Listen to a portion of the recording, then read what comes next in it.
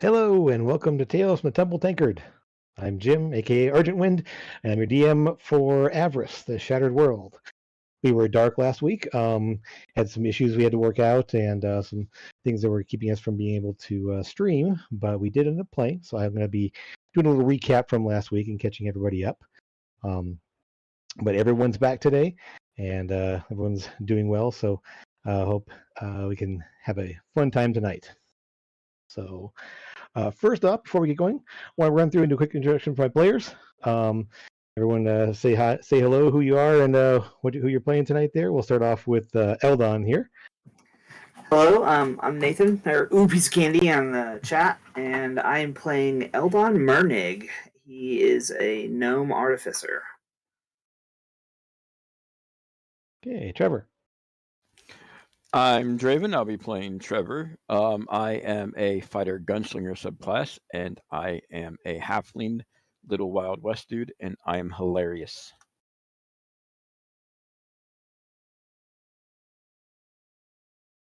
Oh yeah, it's my turn. I'm Bernie. I play Amethyst. She is a Tabaxi sorceress. Good. I'm Rob. I play a half-elven bard called Lucas. I'm Nance. I play a dragonkin paladin named Sora. Very good. All right, everybody.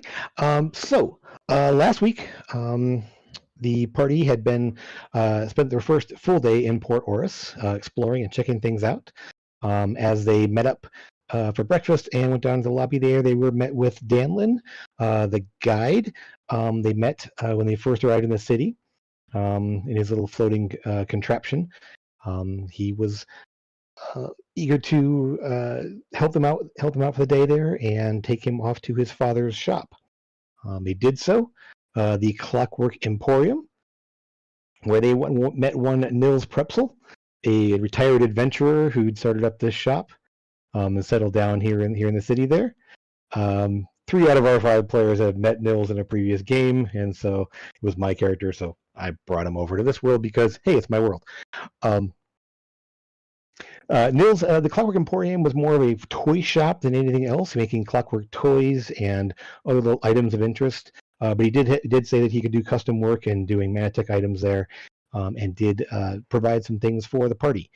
Specifically, Eldon needed something for a device he was working on and purchased that, along with a book on rune smithing that was available there. Trevor wanted a new spell plate for an item he's having made, a new gun he's having made. And in exchange, Nils asked to see his pistol, Trevor's pistol, and examine it. And in doing so, discovered that there was a message from Trevor's brother etched under the spell plate on the barrel of the gun. A bit of a cryptic message that I'm sure will have nothing to do with what comes in the future. Dick. You gave it to me. So upon leaving the shop, they went over to meet up with the art dealer. They were going to meet to sell the mayor of Craven's West's family jewels, antiquities there. After some bargaining and haggling with him, just settled on a decent price there, and Trevor sold off some ancient coins that he'd found in a previous adventure. The dealer then specified that he didn't quite have the money he needed, and he needed their help to procure an item that he needed to make a deal that would make more than enough coin for more than enough coin to make their to finish off the deal for the mayor's jewels. They were to go to a museum and procure a painting that the man wanted to sell off to one of his clients, and that there was a exhibit, a reception tonight at this gallery, this Treasures of Scarlos museum, where they would go and pick up the painting and bring it back to him.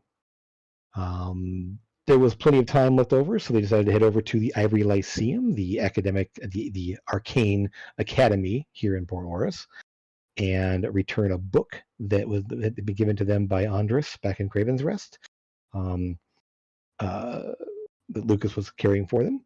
Upon meeting in the library, they met with the librarian there and discovered that Lucas had discovered that Andres had left a note in the book for the librarian to allow them access to the library to study up on some things and partake of the training that was in there. The ambient magical energy in the Lyceum, in the library, allowed them to learn at an accelerated rate, and so they started studying various subjects and looking into enhancing their abilities. They had enough time to get back over to the museum itself, and upon entering the museum there, got into the main exhibit where a bunch of paintings were set up, where Amethyst made a rather startling discovery about some of the paintings that were there. And that's about what we're going to pick up here. We're going to rewind just a little bit because I know Trevor and Eldon hadn't had a chance to really see the opening of the museum and some of the NPCs that were also there. So we're going to kind of rewind just a couple minutes just so we can get everyone up to speed. So we're going to move you over to the museum itself here and get everything shifted over where it needs to be.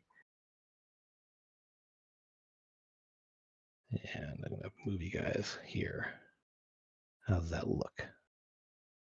That works. Okay. All right. So everyone seen the museum now? Yep.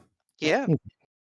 So upon entry, the first thing you guys noticed here was at the little intersection straight ahead, there were a pair of guards and a curtained off area to prevent people going further in the museum. There was a door to the left side which was closed, and these two double doors here that were open, and where you could hear some voices and some soft music playing. The table here being a table for refreshments with drinks and hors d'oeuvres and things like that laid out for the participants. You guys did have tickets, specifically 3 pairs of tickets, so you each had a +1 there. And so everyone came in essentially individually. It didn't really come in as a group as far as I'm aware. You kind of came in on your own there and shuffled around. So inside the museum here, first of all, you are greeted by Maximilian von Mostov. He is the owner, proprietor, and curator of the museum, and he is the one who is going to be telling you about what is here, and if you have any questions about making purchases for paintings, he is the person to talk to. And so he's sort of just kind of milling around, talking to people, and he's kind of keeping an eye on things. And so he's a human male, kind of reddish brown hair, scruffy, kind of short beard, well kept, well dressed, and just somewhere in his probably late 40s, early 50s, graying a bit. And human. Trevor, where you are right now, obviously the guards are standing here. They're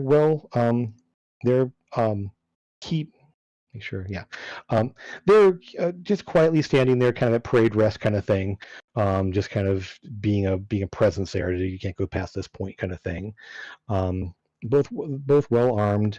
In sort of heavy like breastplates, swords and such. The one on the right looks a little bit more ornate in his gear. But you also hear behind this door over here, there are some voices. Quiet, not loud or anything else, just you can hear there's conversation taking place behind that door, but it is currently latched or closed, so you can't go in that way. It does say a little placard on the door saying closed for reception. In the main room here, a couple people you spotted. There is a dragonkin here with pale white scales, who's looking over this painting here, taking a bit of an interest in it there. She's dressed in, has a very feminine look to her.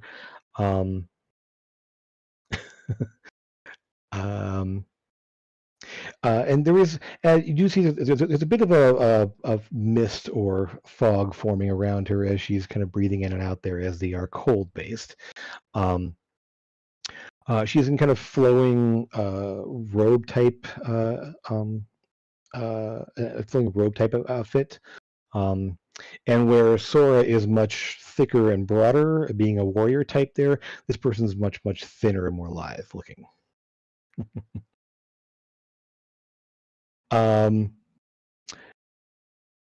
Another man is kind of looking off in this direction, kind of standing over here on the side, looking out into the main room here where everybody else is. Lucas, you kind of been watching him for a moment there. We'll come back to that in just a moment. Sora is currently standing in front of the painting that the Baudelaire is asking for. An underground or some sort of a ruined some kind there called the Ancient Throne. With some pillars and columns and a large stone throne-looking thing there with some carvings and such on it there. And not much more of the details there, but one thing that will be noted is that all of the paintings in this section here, along this wall and this wall, are done by the same person, initials GVM. And what caught Amethyst most of all is the painting right here behind her is a scene from the Everwind Plains, where she's from, on a hillside looking down at a large campsite. And the camp, she actually, looking closer there, realized was her family's caravan. And as if that wasn't strange enough there, turning around, she sees this pair of paintings here, labeled as the Surprise 1 and the Surprise 2. One painting of Elia and one painting of Amethyst herself. So it's kind of a recap of what's here when you first come in the room. Yeah, but not just to paintings of us, but paintings of us when. So, upon looking at it a little closer there, she recognizes the expression on Elia's face, especially, was a painting from a few weeks ago on the final night of Needs Fest, where they shared their first kiss. And the painting is of the expression on their faces right after that kiss.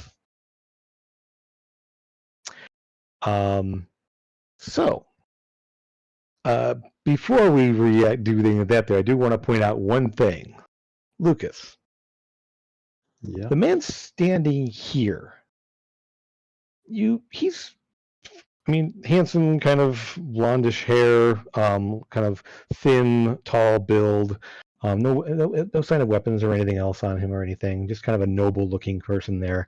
But you kind of do catch the fact that he is standing here staring mostly at this painting here. And this one is, let me just pull up the name of that painting real quick here so I have it right. Come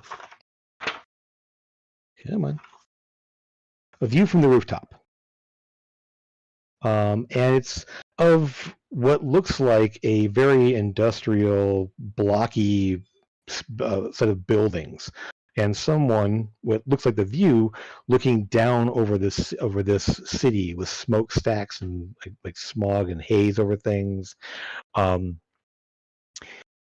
you'll catch that there's a little, from this view, there's a figure off to the left, kind of a short, what looks to be a fairly short, squat figure, also kind of perched on the edge of this building, looking out in the same direction. You just kind of catch that. You can't see many details about it other than it's a cloaked figure that's sitting there. And the man kind of is as you're standing there, he's looking at that painting for a moment, and a bit of a scowl on his face, like he's not very happy to see it. It's kind of the impression you get there, based on your passive insight. And he turns and goes to leave, walking in this direction. And as he does, give me a perception check to see what kind of details you pick up.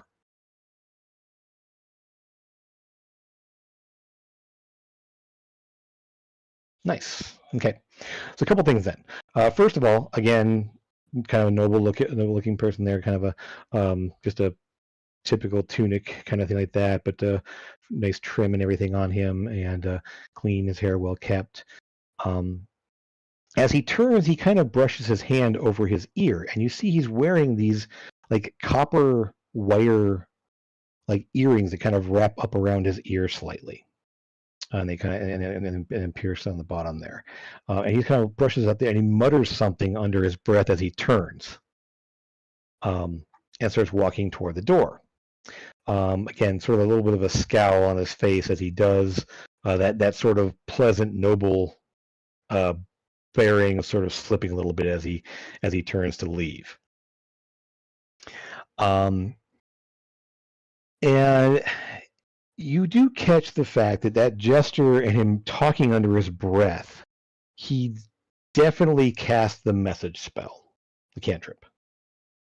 Like that's the copper wire acting as a focus of some kind there, and then muttering under his breath there. You can't make out the words, but you definitely see him sort of saying that as he turns and walks out. And so he's just kind of walking out this way. And just, he's not like angry or anything else. He just sort of like scowls and then starts walking in that direction and so walking out there. So Trevor, I mean, obviously he's walking toward you. He's just getting ready to leave, is what it looks like. And so we'll pick up there. Who wants to do what? I have an entire plate in my hand and just shoveling little finger sandwiches in my mouth as the refreshment table. Okay. This guy's walking toward you and get out of his way, or you're going to make him go around you? No, he's going to go around me unless he tells me to get out of it, unless he tells me to, because I am focused on the food. He does pause and kind of look at you for a moment there and just kind of steps out and around. Yeah, while he handed it, while he was looking at me, I would offer him an order.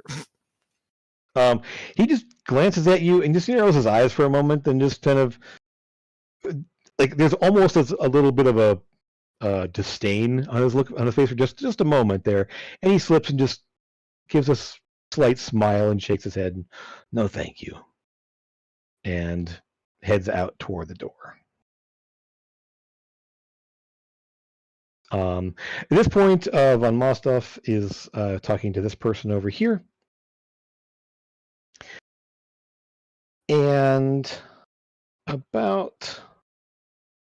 So we'll pause there. See who wants to do what here. I'd like a word with him when he's not talking. All right. So you start moving that direction.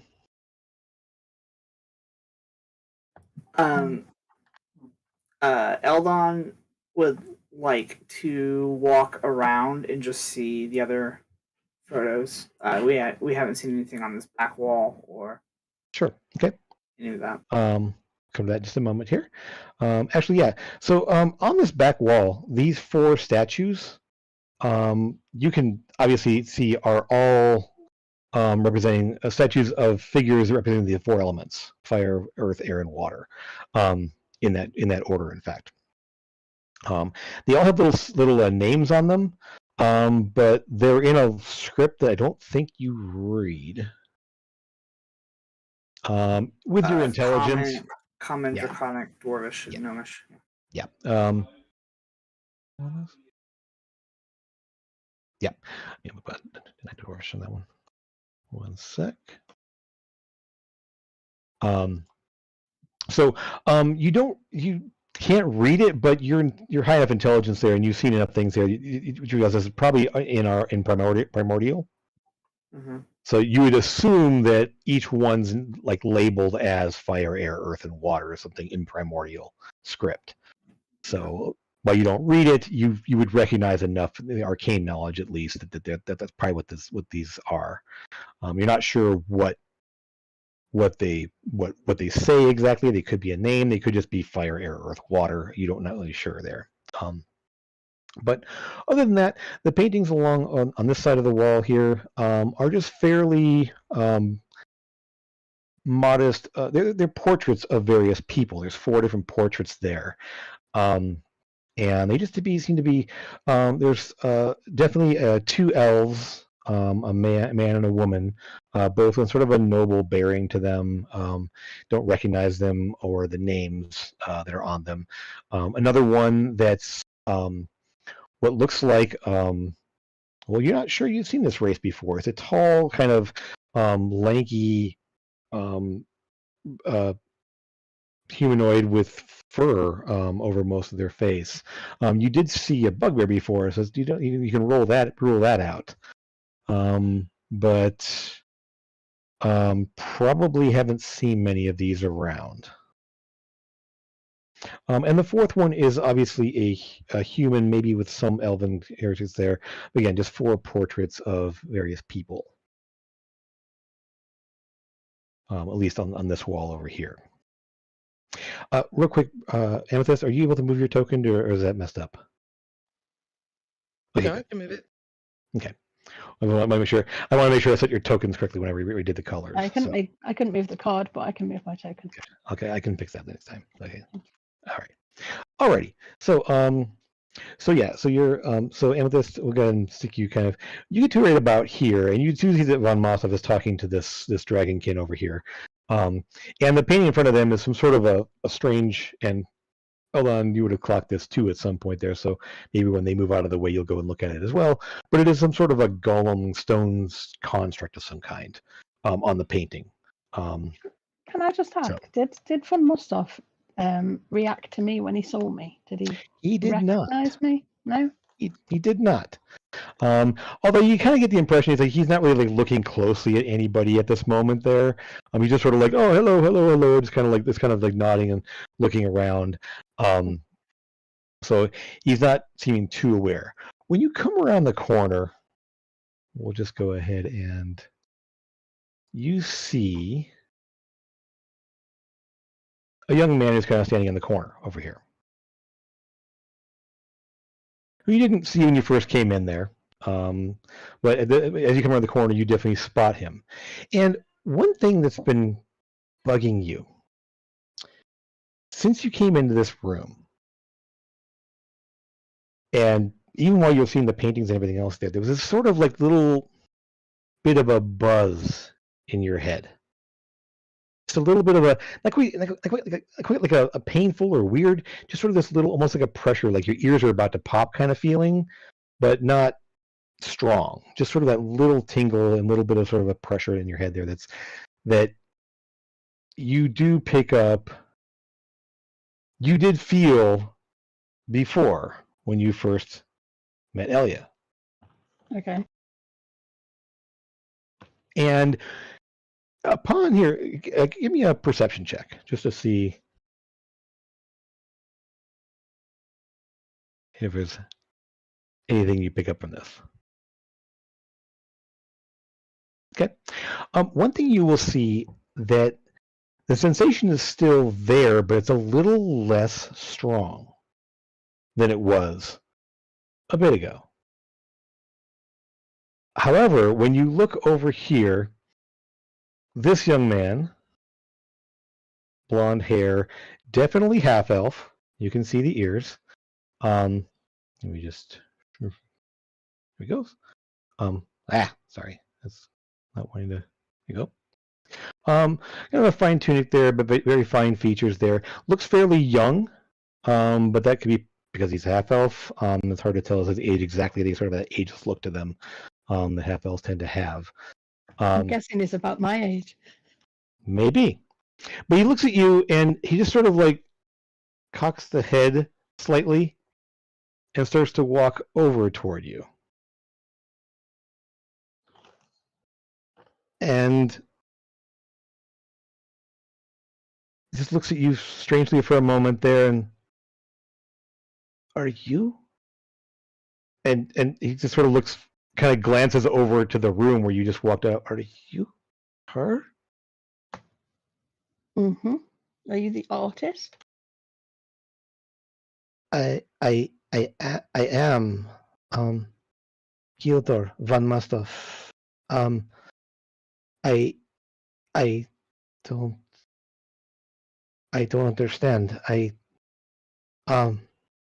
And at this point, it's sort of like you see the man there kind of glances over and takes note, but doesn't do anything at the moment there, and he's just goes back to his conversation.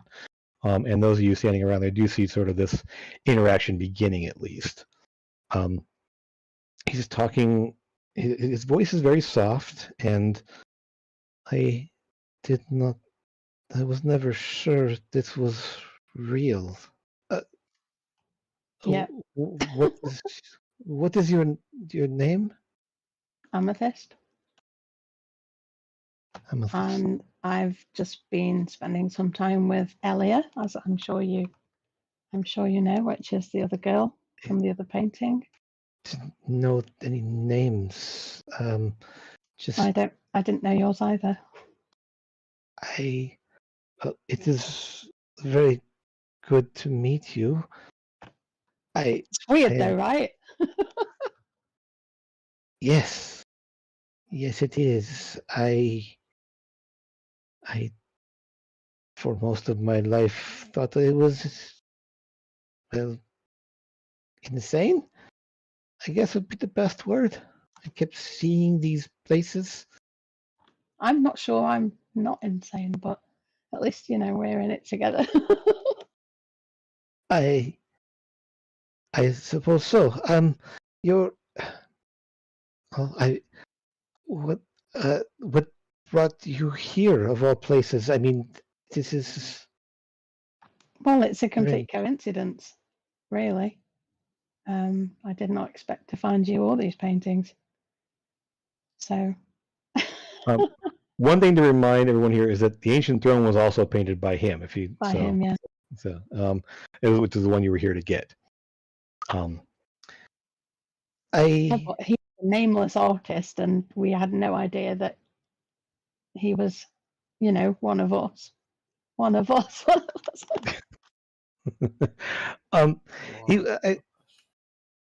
I don't know what to say. Do you have these visions too?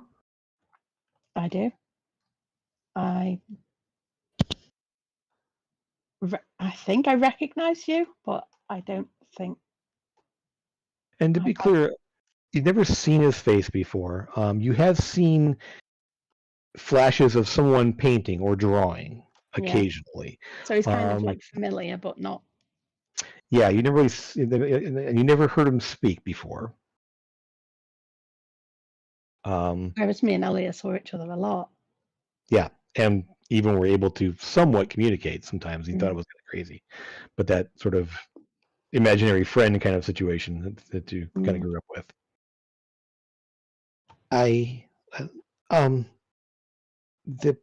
The paintings, they're all places that I've seen. You and Elia, was it? Or the first I've ever painted of people, portraits. My uncle was very, very happy to see that I was moving in a new direction and wanted to put these paintings up for the exhibit. I'd never done portraits before, and he seems to think that there'd be a good thing to have nobles do their pay to have commissions to have things painted, but I've only ever painted the things I see in visions, in the dreams. Yeah.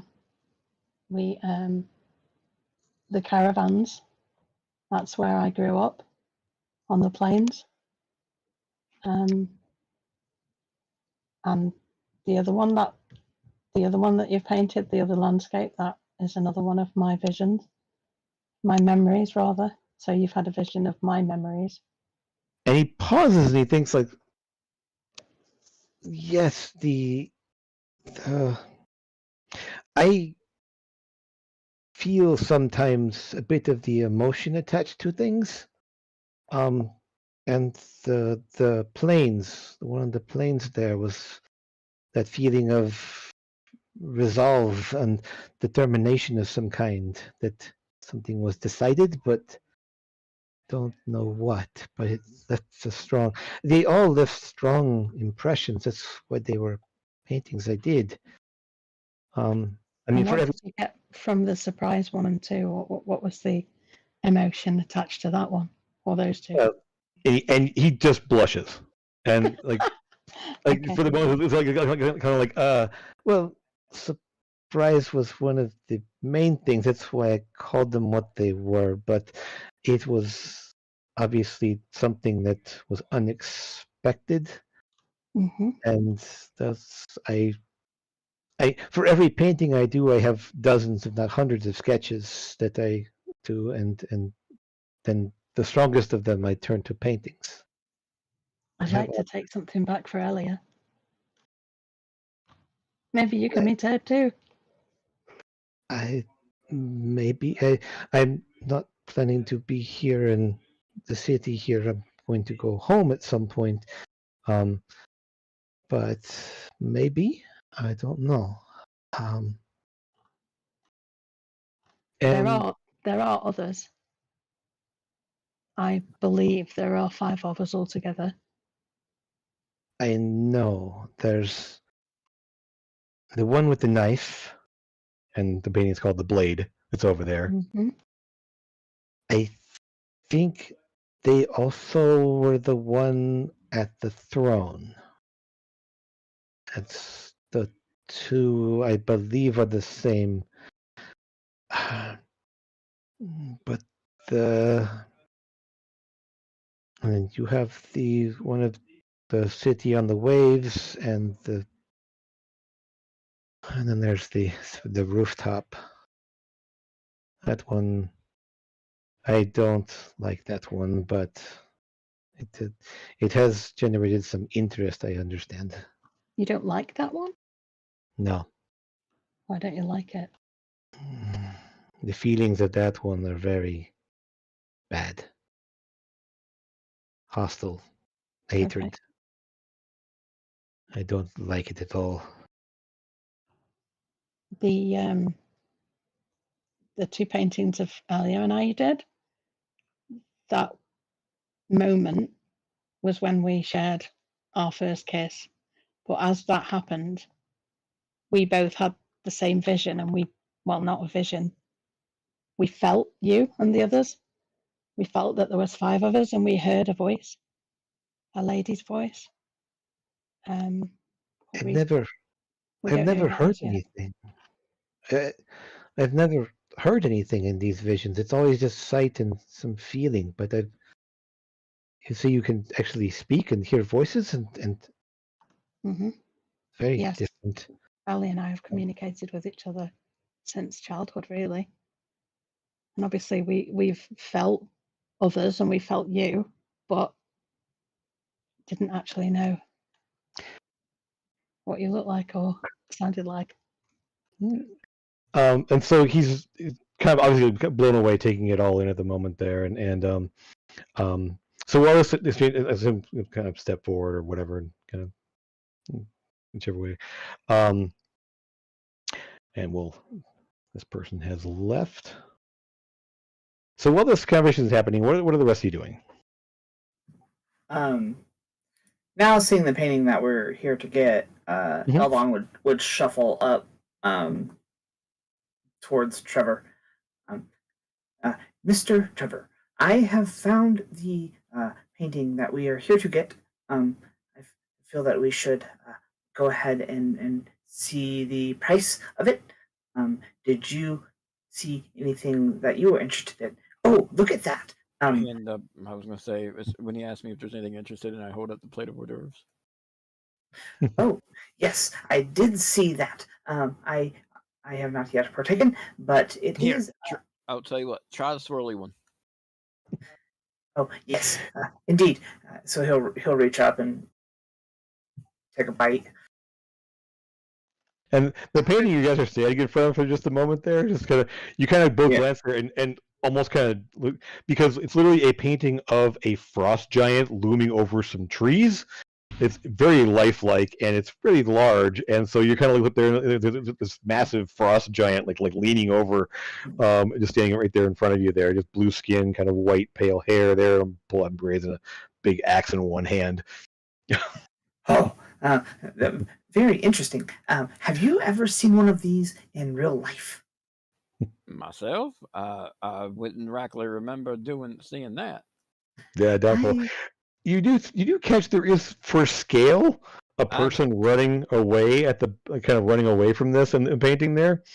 And this thing, based on that, quick calculations in your head there, it has to be 16 to 20 feet tall because it's over top of the trees. Now, Eldon, you will keep in mind, correct? Like anything bigger than say 4 foot seems like a giant to us. Yes, But this thing is damn massive. Yes, and it is right at in between 16 and 20 feet. If my math is correct, this is a massive humanoid giant. Yes, it is a massive giant. I too have never seen one before, even though I did grow up in the mountains. It is not a thing that I've seen before.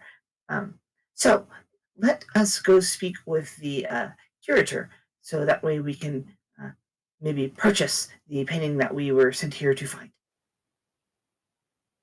And is that here, this painting here? No, it is down the hallway. If you turn to your left, you shall see that at the very end. And I'll send a message to Eldon telepathically saying, give it a minute, I might be able to get a discount from the artist. So you do glance over and see that Amethyst is talking to someone there. I can't reply, can I? I believe so. You set up a link with that. Is it a full link, or is it just? Mine you can't, because mine is just direct communication with somebody. Right. But hers is like a radio. So Eldon will like full body turn towards you, and you hear, and you yes, of course, okay. Well then, never mind. And then he'll turn back to Trevor. Mr. Trevor. We did talk about the Mr. thing, correct? Yes, we did. Okay, so fantastic. The thing is, did you have any paintings that you were interested in? I do happen to like the golem painting behind the dragon individual. Golem, you say? Was there a ring involved? Oh, that okay. Yeah, no. I don't know. I'm a bit upset. This one isn't his favorite with me on it. And at that point, I would look at that, and I'm like, I'll look at Amethyst, and then look over at the painting, and be like, not a very good likeness, if I say so myself, and I'll move on to the other paintings. Even though it's like a carbon copy, but yeah. And then, interesting. So just put you guys here. Look at the paintings there. The ancient throne is right here. Amethyst and Elia are right here. So this little section over here seems to be all this same artist's paintings there.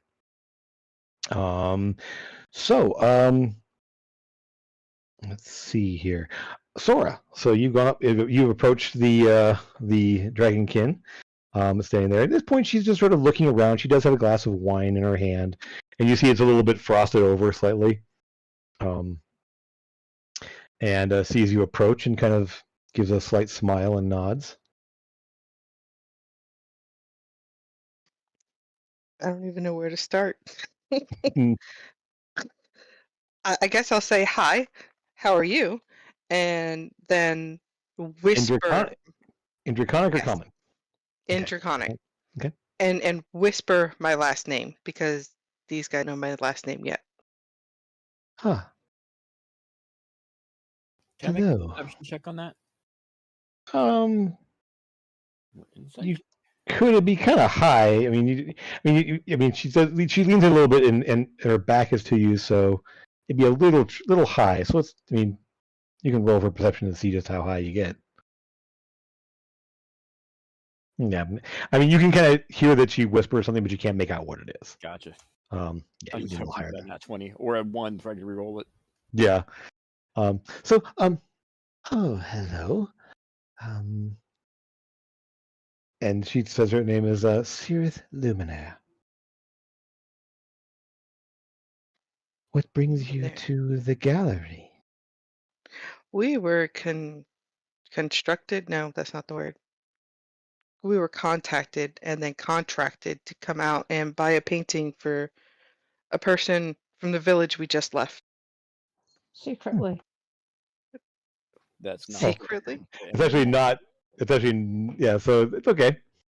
At this point, we'll say, I mean, since you're talking there, he's going to wander off, and he actually will approach his nephew and Amethyst over here at least, and we'll come back to that in just a moment.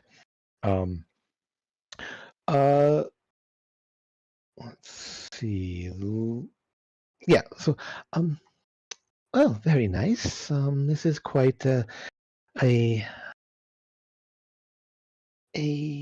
wide array of skills and talents on display here. I would agree. There are a few over there that have caught my eye. I do wonder though, where do you hail? Oh, I'm from here. I work for a company here, and she kind of looks you over a little bit. There's almost like a familiarity, and you don't have a high insight, so you don't really quite get the nuance of what she's kind of. You can give me an insight check if you want to see if you kind of get what she's, what her glance might mean. It means she's looking for nobility status, is what it means. Somewhat. I mean, she kind of like looks you over, like kind of taking in there the fact, and her eyes do link because you actually have your symbol, your family symbol on your I do. on your armor. Yeah. So she Yep. does look at that, and she does. There's a slight flash of recognition when she sees that symbol. Not so much that she's like, "Oh, you." I mean, but just like, kind of a little bit of a slightly nod. I work with a trading company of sorts here in the city. That's very nice. I'm sure our families have met somewhere before. And she gives this odd little smile. It's just like, I do believe so. But it's not my place to go into anything around that. No, neither's mine. No. If you enjoyed the day. Of course, the wine is excellent. You don't often see winterberry wine in this part of the world, so it's very nice to have a different taste to experience.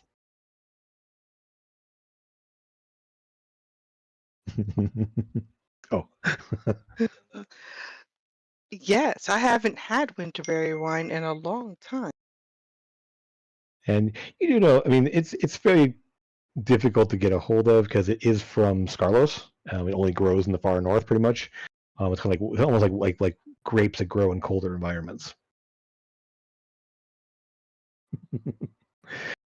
She does say, well, I do believe I may be making a purchase or two, but if you're going to be in the city for a while, you may want to inquire to the Gortstrega Trading Company.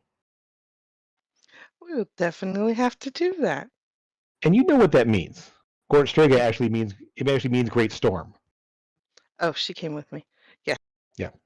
So it's actually Draconic for great storm. And yeah, so something you have not heard of it. Not that you've heard of it, so it's new to you at least. And then we can talk again if you wish. But I do want to speak with the curator at some point about purchasing one of the paintings. So please enjoy the evening. And You as well. and she does sort of. After. What's that? Y'all, I literally put on like my princess voice. That's how I was speaking to her. Yeah, so yeah, That's how I always hear you. all in Draconic. It was all in Draconic, Yeah. but definitely a different tone of voice, a different way of speaking entirely from what you're used to. And so let's see here. Yeah, Lucas. Yeah. I was Go going to say, as the curator passes, I was Mm-hmm. going to ask him. Oh, yeah. Lucas wonders how many people were invited here tonight. Oh, the invitations were available for those who wished, but essentially, let's see, a dozen or so people took us up, were interested in the paintings themselves. we tend to have fairly small affairs for these kind of things because we don't have a lot of paintings, and we want to generate interest in the few. So there are a few more we expect maybe later on, but for the most part, these are small affairs. Where do you hail from? From the east, over the Oh, mountains. oh, very nice. I assume one of the largest cities in Olkarun, or Olkarun by your bearing a bit. But it is very Yes. good to have people from far off lands experiencing the culture of my people. May I ask, where are you from? From Scarlos. Scarlos City for the most part, but my family has uh, members in the various places. I've been here in Port Oris, though, for the last 12 years or so. Part of the embassy and the outreach program for the arts and such for our people.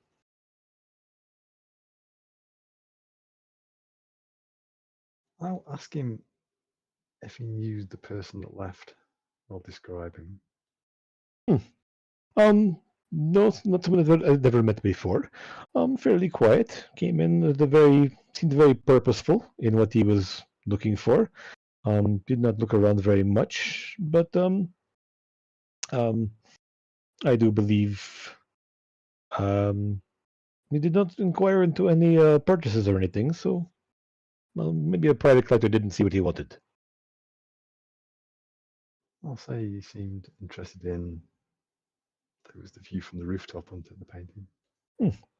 Well, one of my nephew's works, and it is a strange painting. It's very different from the others in kind of tone and style. The subject is very different from most places. I'm not sure where it is from. I am. Yep. And glancing over your shoulder, you do look at and you realize that is Gezrek. That is the city of Gezrek, which is the goblin capital city. So that's literally a vision, not an actual experience of mine, but one of my Nope. visions. You've similar visions. I mean, not that exact thing there, but that you recognize that place from the visions you've had before. The smokestacks, the weird, the large blocky buildings, and you definitely have seen goblins in those visions. One of us isn't a goblin, I hope. So, yes. So maybe he would. He may come back later on to make a purchase. I don't know. I mean, he did have a ticket, just for one, and so I assume we will see him again. I'll thank him. Of course. Enjoy.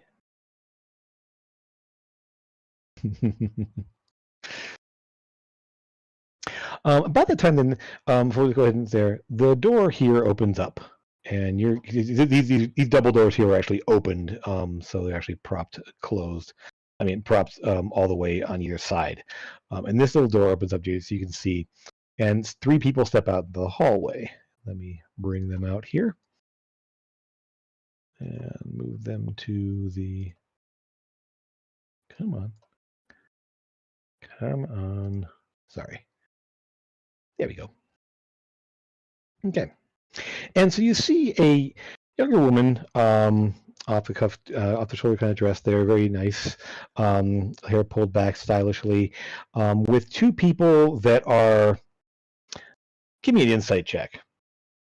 Just want to see. Does it matter? What's that? Does it matter who? If you can see, you can't. Lucas only can see them at the moment here, but they're actually going to step inside the room here. So yeah, you'll see this person move in, and these 2 are out in the hallway at the kind of the buffet table there, picking up drinks and some hors d'oeuvres. So yeah, you would see them too. So yeah, you can give it there. Lucas and Sora both. Yeah, these they have a very much of a military bearing about them. They're not in uniform, but they just have that look of, like, their outfits are somewhat military base, almost like a dress uniform, if not slightly more frilled up.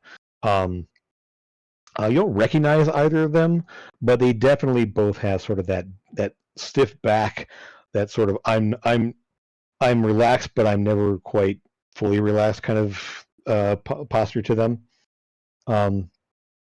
And so, yes, so this one here is talking with the two of them, just kind of explaining the things that were in there. No, there's nothing of any, there's no state secrets and no nothing of any martial significance or anything else like that.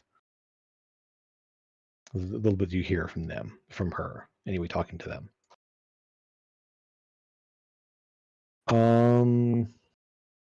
Let's see, yeah, nobody else. Sora, actually, you do. So you see them. Go ahead and give me a history check to see if you recognize either of them. History, I'm good at that. Sure. Don't know much about. Not so much. Not today. Yeah. I have a +4 in history, just so you know. Yeah, I know what your proficient at. So yeah, it was one of those like I mean, you feel like you should recognize them, but you don't know. You just don't, and so maybe if they were in their they were in their actually their uniforms or whatever, you might know who they are, but you don't know much about them at all. All right, so back around to Amethyst here. So at this point, now that anything else wanted to ask Van Moxoff, Lucas? No, that's fine. Okay. So he will start making his way over toward Amethyst and Gildor, his nephew. But and you do kind of glance and see him starting to walk your direction, Amethyst. There, so if you want to ask anything else before he gets there, go for it. I'll make my way over to the golem painting just because I want to get a better look at it. Sure. It's right here. It's this one. Okay. I'll follow Eldon. Okay. And it's a stone golem, kind of bluish glow to the eyes, and some like a circle of runes around the chest there. But you can see that the runes aren't really accurate. Like they're more of an artist's interpretation of what the runes would be. Like you kind of look at that and like, it doesn't mean anything. That's really not. So it's just more like an artistic rendition of what runes might look like around there. So, but yeah, they're kind of around the hand. It's in a golem kind of in this pose here, and it's just labeled golem number 12.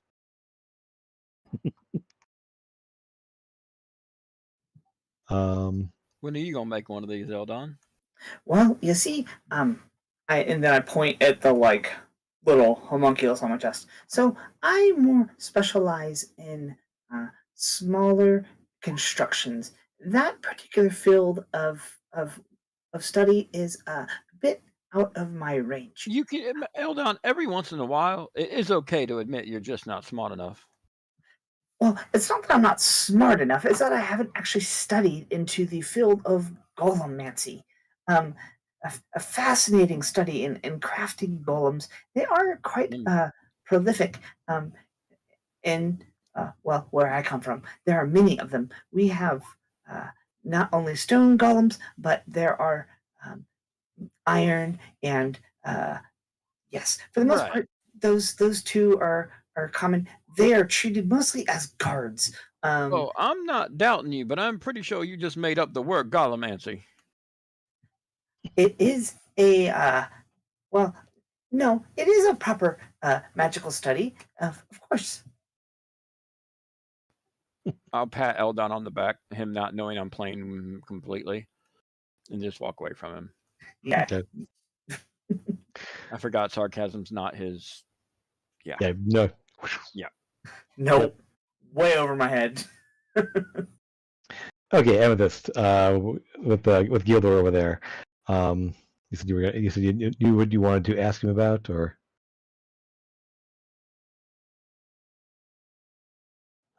Just, I want to ask him if he's I want to know more about the other people that he's had visions of, because obviously we've had different experiences with that. So what he can tell you is that the one from the ancient throne, the blade, and the blade is described there. It's just kind of this orange glow, orangish like glow. It's not an actual like metal knife. It's made out of like light almost. What it looks like. It's this glowing, curved, elegant like knife with these little symbols across it. Everything, and it has almost in this like weird little almost S shape there with the blade, kind of this wide blade coming back to this tapered handle. And it's being held in a hand there, and you can see in the vision, it's obviously like from the point of view of someone holding this knife, whatever this blade is, whatever it is. And he says, the feelings I get from the blade wielder is one of very much adventure and excitement and mischief, I guess would be the best way to all the things there. I mean, Elia. I mean, you've met Elia. I mean, she's very much a person of the forest. I know. I think. Yeah, she's a druid. That makes sense now. Oh yes. She spends a lot of time in quiet places and thinking and being one with nature type person. And then there's, I mean you and then there's this other that's always angry, always pushing people away and such. It's hard to say. I get very brief flashes because they just go quickly. They're just more like a short little vision, and then there's a bit of anger and it goes away. Has he ever looked at you? I've never, until the two of you, have never seen faces. I mean, in your vision, has he ever sort of seen you? Not that I'm aware of. No, I don't think so. Okay. Until the two of you saw each other, I'd never seen what any of you looked like. That makes sense. and you realize he actually painted the view of her looking at you and you looking at her. Yeah. Crazy.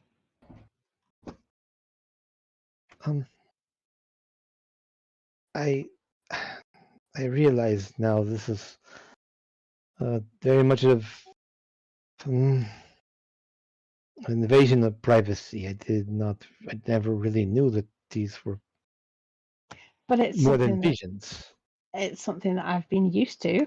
I mean, I thought that Elia was my imaginary friend. I went to look for her, and obviously I found her, and she's real.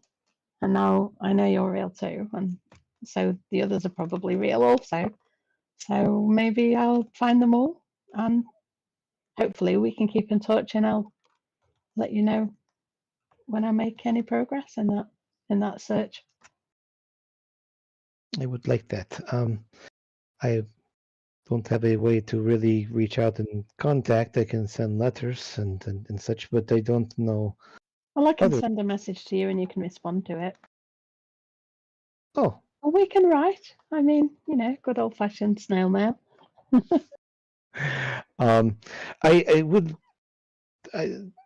like those paintings to go to you. I don't want some other person buying them and putting places. So, and at that point, about that time, he does kind of glance over and sees his uncle, walking over, and uncle, the two paintings, and he at this point he finally does look at you, like, and the resemblance is uncanny. And did you pose for him? Was this? Yeah, we're good friends. That is fascinating. I did not realize he'd made friends here in the city so soon. So, and he says, "Uncle, I want to give the paintings to her, both of them." Like, really? Just well, right then, they're yours. I'm not going to tell you no in this case, but there's been some interest. I mean, Uncle, I made my mind. These are for her. That's And very kind. Thank you. and he's all right then. We'll make the arrangements, and I will go and make sure that no one expresses any further interest in them. I will mark them as sold, so that there's no big. And so he's kind of.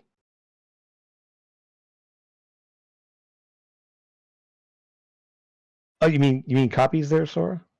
Not really copies, but more of a like he's done other paintings that got sold before we came to see what he put up.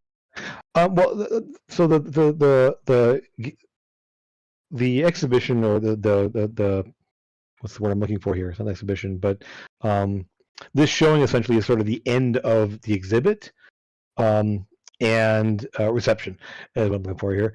And this was basically people that have shown interest can actually purchase the paintings at this time. And so essentially the exhibit is closing, and they'll be putting something else in this room at some point, or moving the painting somewhere else as part of the collection or whatever. So this was kind of the only time that people could purchase them, but he may have seen interest, people express interest in them up until this point.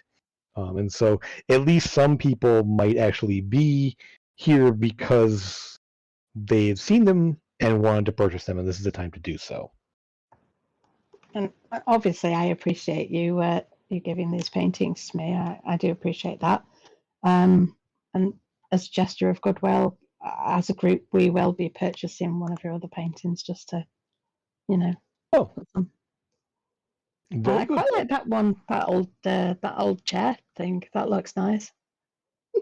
Oh, yes. Yes, the ancient throne is the painting. Oh, yes, the one at the far end. Well, of course. I'll be right back. And so he walks over, and you see he does actually put a little bit of kind of by the two of you guys. He does put a little mark there that these are, and sort of a little etching on the little placard there. Puts it on there, and it indicates sold. And he does come back, and the ancient throne. Well, there have been some interest, but as you are a friend of my nephew, obviously, I'm helping him expand his body of work. I've been happy to sell it to you. And he says, it would be 600 gold.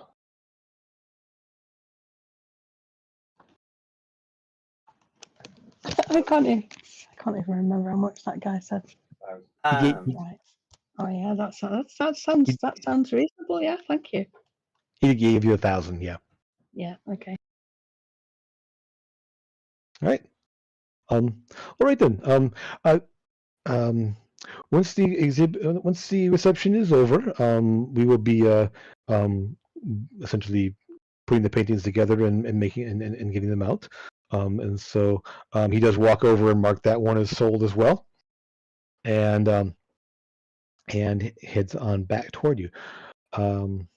Sora, the people over there, and you are sort of standing on top of a guard, but so they will kind of make room for you as you move in a little closer there. They're kind of like push That's you. because they're holding the whole table all to themselves. Exactly. They're all talking over here now. So what you do see is that as you get closer there, you do kind of the man and the woman there. There's a bit of a you do get a bit. It's almost a bit of a rivalry among the two of them. Not really sure exactly what the cause of it, or who they are specifically. But the woman, the one speaking to them, this one here, she does address the man as General Landon. General Landon, please. I understand what you have there, but we have all intents of cooperating. I'm sure that you have nothing to worry about. But if there's everything you ever want to look into, please come back. We will cooperate in any way that you need.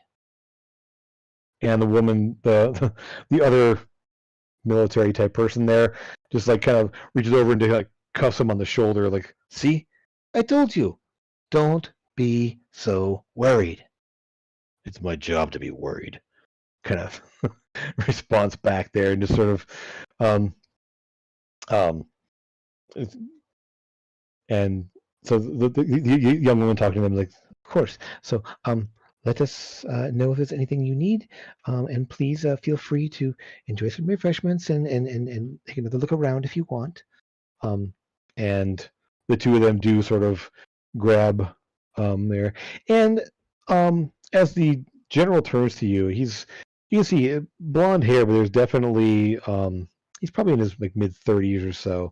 Um, Definitely a couple of scars, but very still kind of that Chris Evans kind of look to him there. That sort of like blonde haired uh, do-gooder type person is the air. Sort of the area there. He kind of looks at you and nods, takes a drink, and then kind of wanders past there.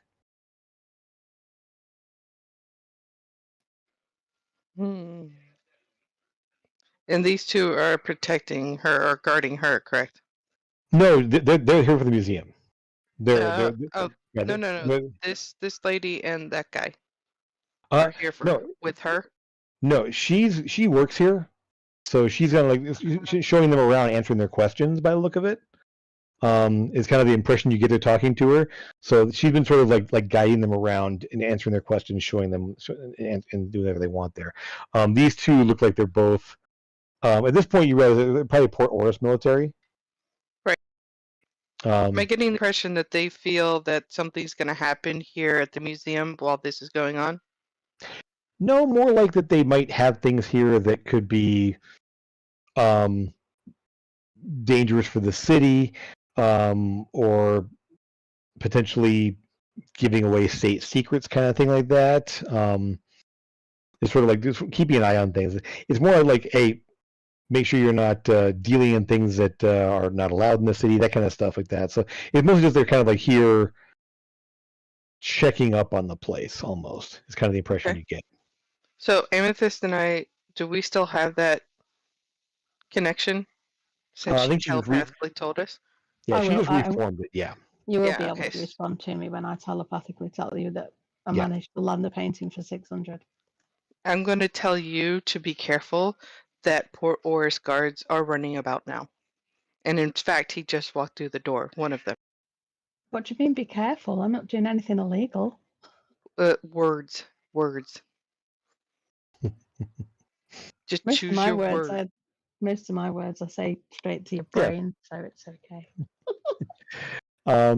At that point, yeah. So, is there anything else you guys want to accomplish while you're here for the most part, or so essentially between all the mingling and looking around and all that, about an hour has gone by, and it does say in the invitation that the reception lasts for 2 hours, and that and Mama did tell you that essentially after the reception there, you'll be able to just come back and pick up your things and make payment and everything else. I'd like to get Gildor's address before we leave. Okay. When he goes back home. Okay.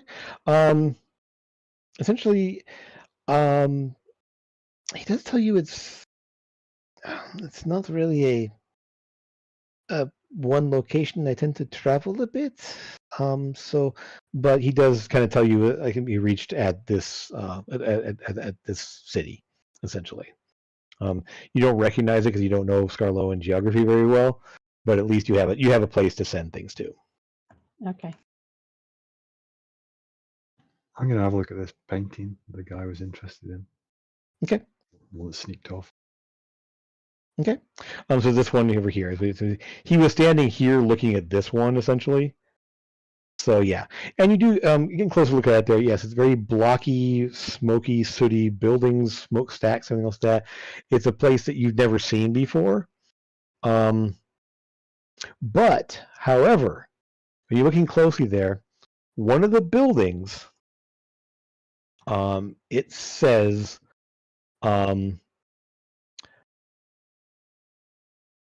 Blackstone Ironworks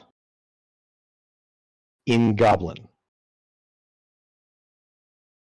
since you now speak it.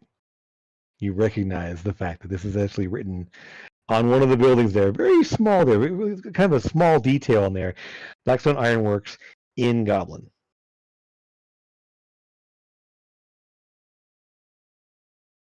And it kind of made, looking at that, you kind of realize that the hunched figure. So essentially, it's almost as if someone's sitting on a rooftop looking out over part of this weird city, and then another figure off to the left of that view, kind of perched on the edge of the building, also a hunched figure in a cloak, and it has the kind of look of a squat. You suspect maybe it is a goblin as well. But you can't see any skin. You can't see any other than that, in terms of like any features of that other figure there.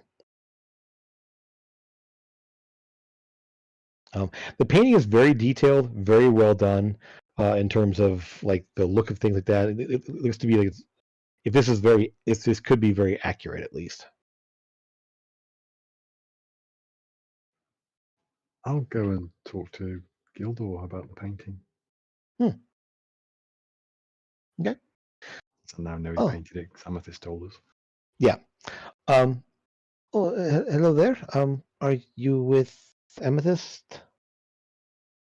We're friends, yes. This is my friend, Lucas. Yeah, I think you guys were each other's each other's +1.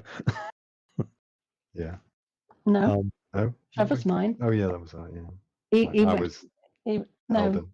Alden was yours, or you Yeah. were Alden. Oh, okay. I decided those two didn't talk much, so I'd get Sure. more words out of Trevor. Gotcha. All right then. So yes, I'm not sure much about it really. The painting is I and he kind of glances at. I have these visions of places and things, and sometimes the more vivid they are, I paint what I see. We might be going there soon. You think you were seeing through the eyes of a goblin then? I'm not sure, really. I mean, it's hard to say because I don't really have the visions I see are just of places sometimes. So I don't really know. It could be, I suppose. Is that what that is? Is it? And he honestly doesn't seem to know much about what he painted specifically. It's definitely a goblin place. Yes. I've seen goblins there. I do love me some goblins. Did he get any feeling about Said that about you. the person on the rooftop near to him? Hostility. A sense of purpose, maybe. It's hard to say exactly. A decision being made. And he glances over at you, and this is similar in the way to the feeling that I got when I painted the scene on the plains, but darker and angrier. Most the visions I get of this place, whoever this person is, I get that sort of impression.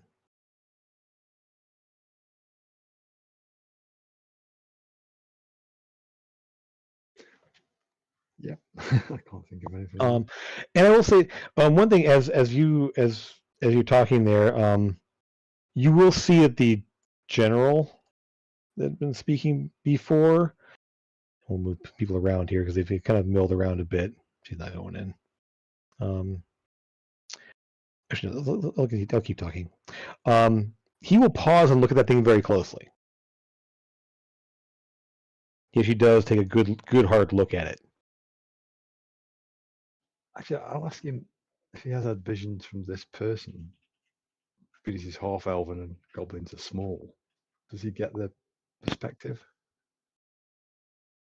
It's hard to say. I don't get very long visions or intense ones. Thinking about it perspective-wise, they're usually not around other people.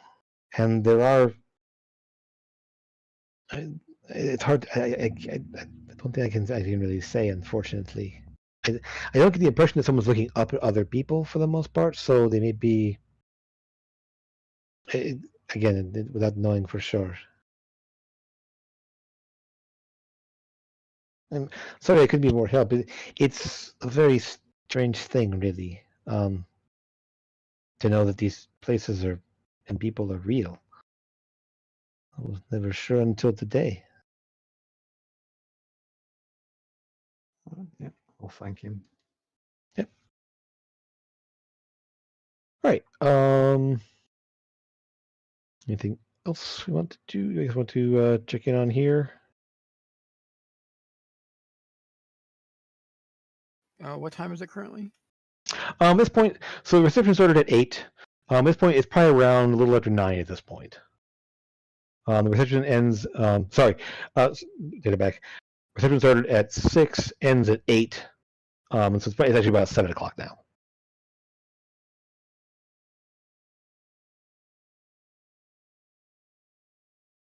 I will start to make my way out the building. Okay. As I didn't buy anything. Okay. Can I do a thing? Which will do? I want to have. I'm gonna go ahead and message you that real quick. Okay. While you do that, anyone else want to look at anything here while you're here?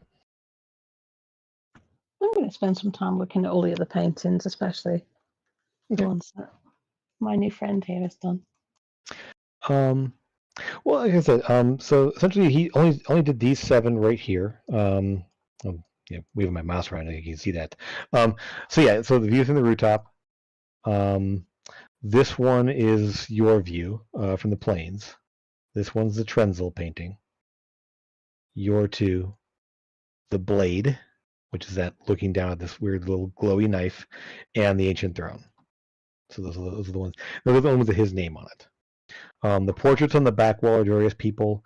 The front have mostly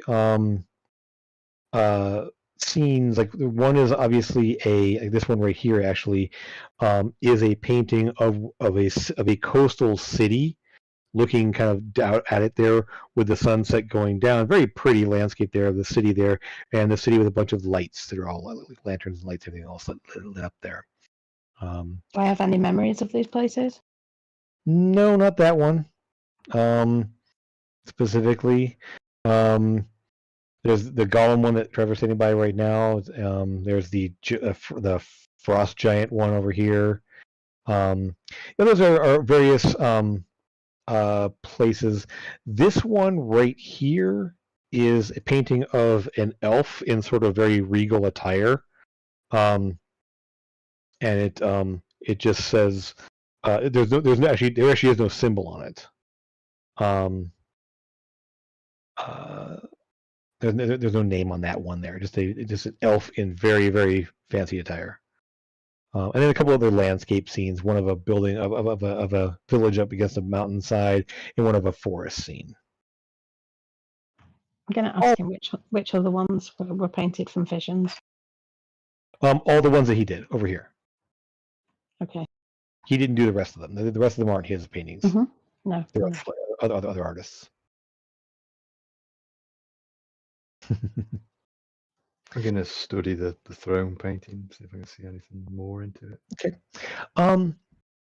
There are some symbols carved onto the throne and on the pillars.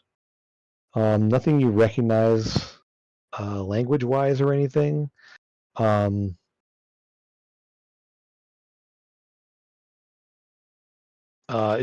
looks like a very old, dusty place. But one thing you will catch, because you have an eye for this kind of thing, being a bard type person there and having been around art a lot, you realize that the foreground of the painting, and you glance over, has sort of an orangish colored light. And you glance over at the blade and realize that the foreground coloring around like the point of view is the same color as the blade.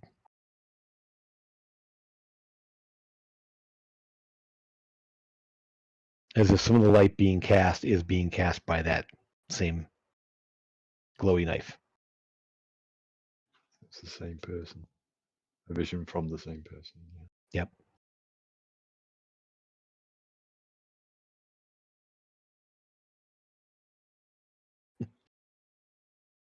But yeah, I mean, there doesn't seem to be anything odd about the throne there. The language, the carvings on there look sort of like Dwarvish runes, but you don't know Dwarvish well, and if you call somebody over that does, a couple do speak it here, they don't recognize the symbols. It doesn't. They aren't any of the Dwarvish alphabet. It's not Sylvan then. Right. Nope. No, it's definitely a runic script of some kind, very similar to Dwarf, but it's not Dwarf. After a couple of minutes of Mhm. realizing that Eldon can't really read all the writings on all of these, I would ritual cast comprehend languages. Okay. Because I'm annoyed that I don't know all the languages, and I definitely want to learn all the languages, as that is a fault in my mind. So you will see that yes, the building in the painting here does say Blackstone Ironworks. It doesn't tell you what languages they are specifically, so you don't know what they are. You do confirm that yes, the script on the golem is not actual writing of any kind, and that yes, the 4 statues in you recognize those are primordial, but they do say fire, air, earth, and water, but not in like this is fire. It's more like there's a name for each one, and you realize that it's the name of a person that's fire, a name of a person that's earth and air, and it's more like there's a so a lot of Genasi, a lot of elementals, they actually base their names off of other words for the element. So like flame, pyre, whatever, or tidal wave, or whatever. They're often like terms for water in some ways, or the element itself. But it looks more like a name. Over here, the script, you kind of you look at it a bunch of times and you're just like, you should understand it, but it doesn't make sense. Like they're letters, and you go, okay, well that's the letter R, that's the letter, but it doesn't form a word. And so you're kind of like really struggling with the one on the ancient throne, because it literally doesn't make a word or a sentence or anything else. It's just symbols that make up letters. And so you're kind of like, kind of that little frustration setting in. But yeah, I mean, you can confirm that yes, it is. Those are letters and those are symbols that should mean something, but they don't. It's like alphabet soup.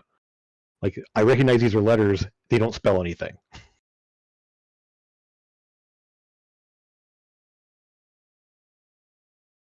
Other than that, nothing else here is written in another language. Other than there's Is it written it in a code? Does it look like it's a code? It's hard to say. I mean, possibly. Because without having any context for this, it's like it doesn't make sense. It's like literally somebody put letters on a wall or on the throne or whatever, and it doesn't make any sense to you.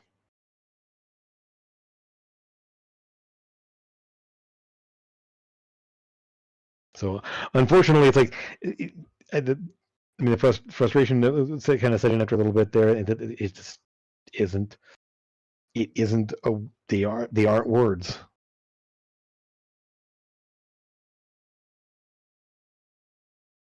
Call it ancient dwarven Sudoku with letters. It's just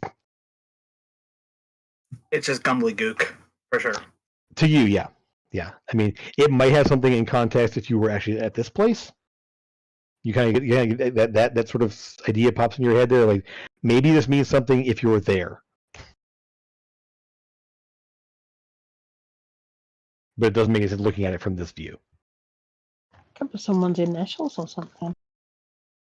It could be. It could represent something else. It could be some sort of weird abbreviation. It's again without context, you'd have no idea what it would mean.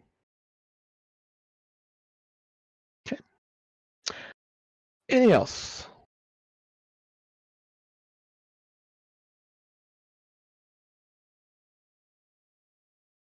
I think we should get back to the curator. Or to Okay. the. We already bought the painting we needed. No, I mean not the curator, but the one who sent us to get the painting to begin with. So again, once the reception is over with, then you can pick up the paintings. They'll kind of like pull them down and box them up or whatever else they need to do. And so we can kind of move ahead to that time period. So effectively, the exhibit ends there. Everyone's kind of.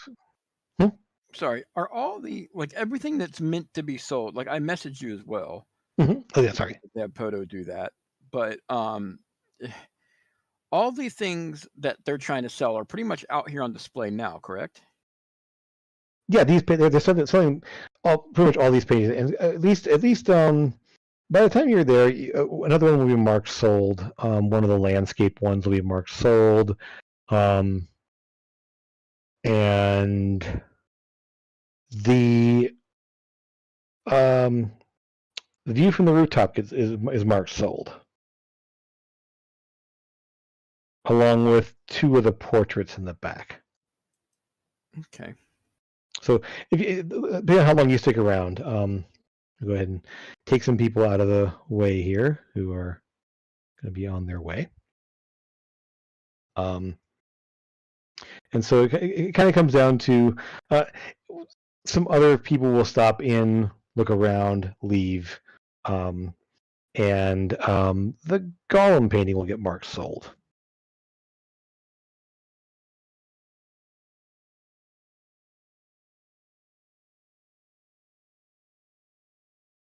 So it's kind of what you see there. So the idea is that come back after the exhibit's over with. There, he'll make arrangements for you to obviously deliver the payment and pick up the artwork afterwards once everything's closed down, and we can move on to that.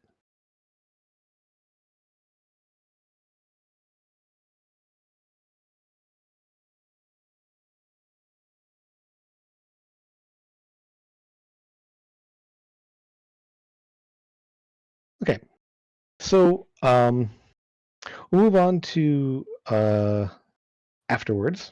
I'm going to move everyone back outside for the moment here. Yeah, man. Okay, and so when you essentially so here's my question for you guys then: are you planning to wait until everything's done there, or leave and then come back? I'm leaving. Okay. I was gonna say, Eldon can just wait at the door. I don't mind waiting. I can hang out with Gildor until he goes. Okay. And I can just sit on the step and work in my book. I got boots to make. Okay. So if you're gonna take out there, what's your plan? Are you gonna come back when it's time? There are cafes and such nearby if you want to go get something to drink or whatever. Is it needed for me to go back?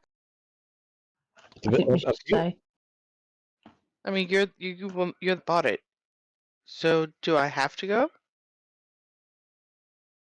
I think we should all stay. You want us to all stay? I think we should. Yeah, I'll stick it out. We don't want these paintings to get stolen or anything. All right, but I'll be out. All right. Especially not my paintings. Okay, in that case, when you come back, if you're waiting outside or whatever, that's fine. They will kind of usher everyone out there, and just the guards will kind of usher people out. And so one will wait actually outside, just saying, kind of giving the all clear, like once everything is ready for you, we'll let you go back in. If you want to wait here, that's fine, or if you want to come back, either way is fine as well. And so he's fine to look at. He kind of hangs out there too, just kind of waits out there.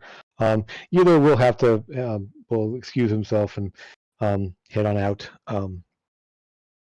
He'll basically after chatting with you for a little while longer there, he'll help his uncle make sure everything is packaged up properly, and he'll see you inside in a little while. And then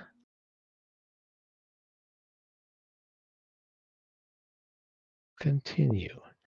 About the time time passes, and you realize that there's the far off chime somewhere that indicates what time it is. At 9 o'clock comes, and you're supposed to should be going back in, and the guard kind of looks around like, that's strange. One moment, let me go check. Let me go check to see everything's okay. Just here in a moment. And so he heads back inside. After he moves back in, what do you guys decide to do? He said he wanted to go back in to check to make sure everything was all right. The guard basically says that wants to go. He expected that someone was going to come get him to let you guys back in, and he's like, "They should have come back out. No, let me go see." I'm not gonna wait for him to come get us. I'm gonna go in. I was So gonna say, bargain? actually, Yeah. Eldon was gonna send in his homunculus like through the top of the doorway, kind of like sneak him in. Okay. But if she's just barging in, then Yeah. And It smells fishy. Go ahead. Let me make one roll here real fast here because it was something else that happened at some point. Okay. Those don't look like very good rolls there, DM. Yeah, they're not. So basically, Trevor, your little guy doesn't get past anyone. It gets shoot away. Nothing happens, but he doesn't get past there. Gotcha. Did you want to do anything else with him No, before you came out, or do you want to leave him inside? Or no, he would come back to me. okay, just making sure. Yeah. So your homunculus, you can send him. So where are you sending him exactly? Sending him up and try in the building somewhere else, or are you gonna send him through the doorway after the guy? through the doorway after the guy. Okay, all right. So you can move him in there. Yep. Okay, so you got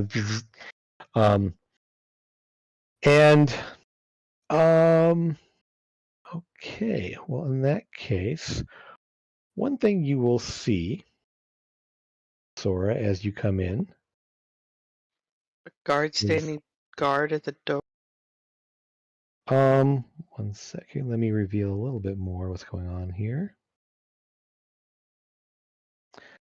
There's actually the curtain is gone. And actually, so let me fix that. Not quite gone. Let me grab that curtain. The curtain's actually just not. Actually, when you see there, it's just been kind of knocked over, like pushed aside and knocked over. Give me a perception check.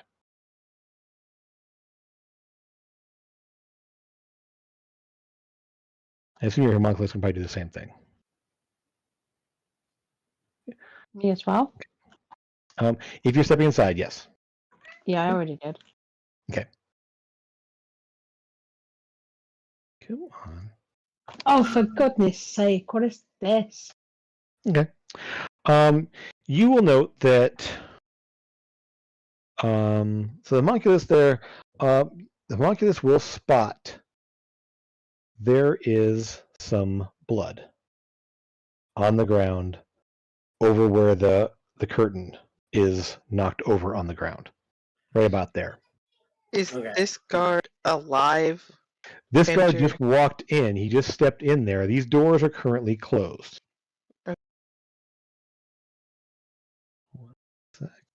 So I will communicate to the three of us standing outside.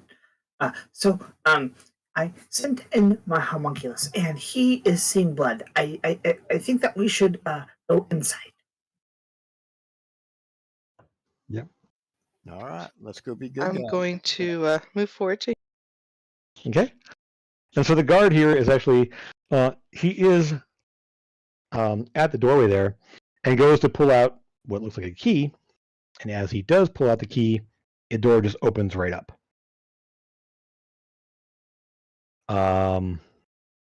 From there, let's see who else we see here. So Sora, you already gave me a perception check there. Everyone else who's just walked in, give me a perception check. That'd be me, yay.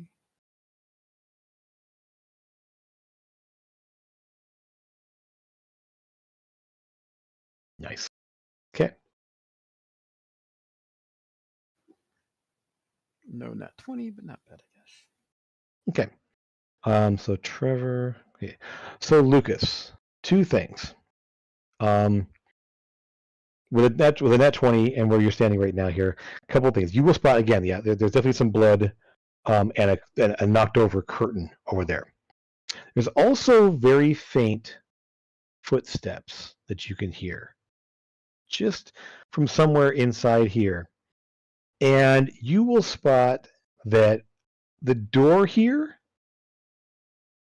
the lock has been broken.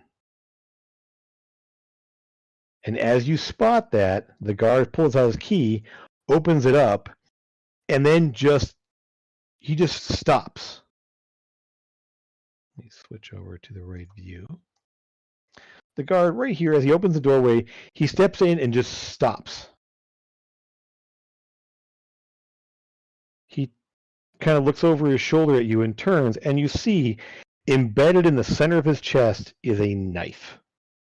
And he just kind of glazes over and slumps to the ground. Yeah, I'm going to need everyone to go ahead and roll initiative. I told everybody it was going to kick off. I don't know why no one listens to me. I listened to you. I heard you. That's why I went charging in first.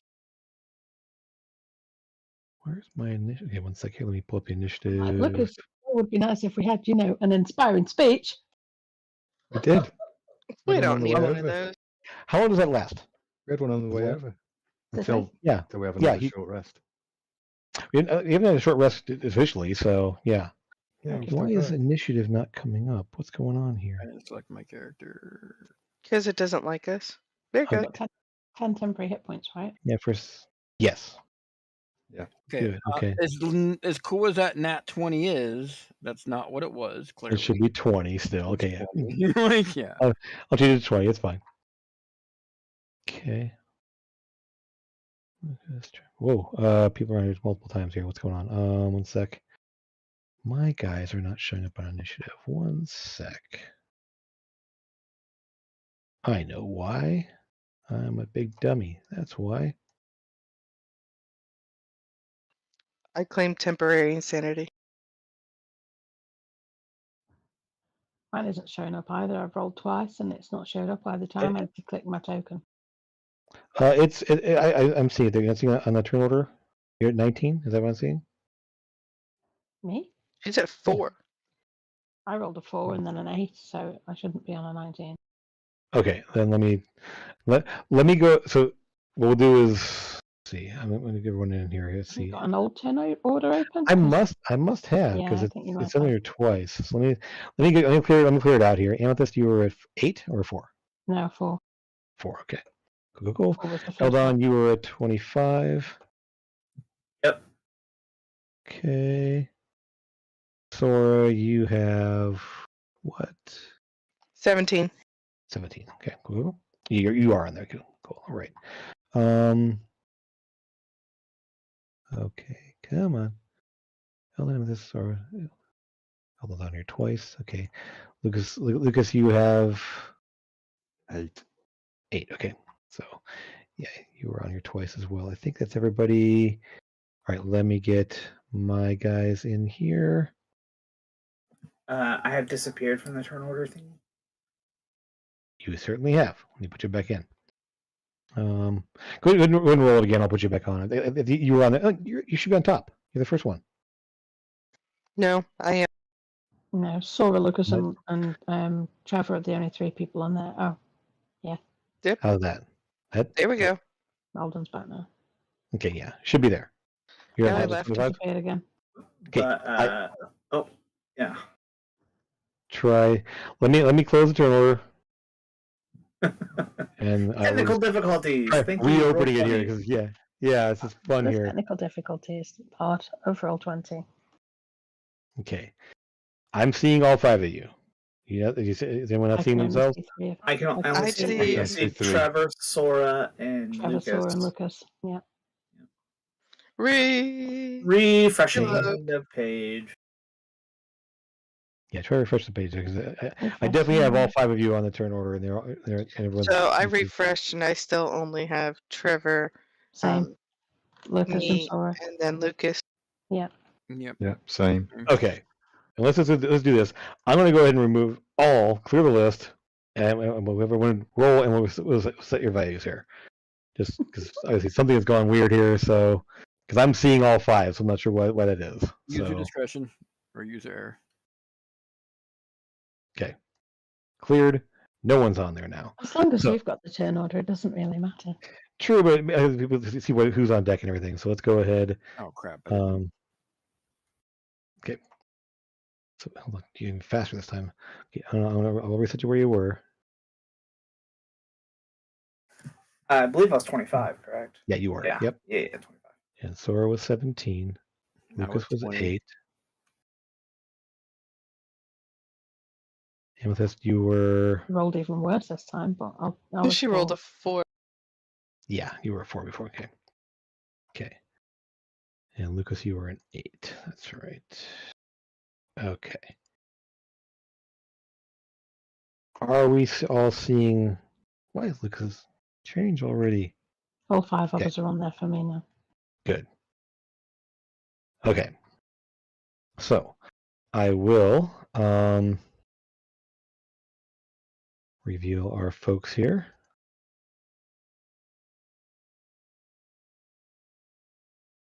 And 1 sec.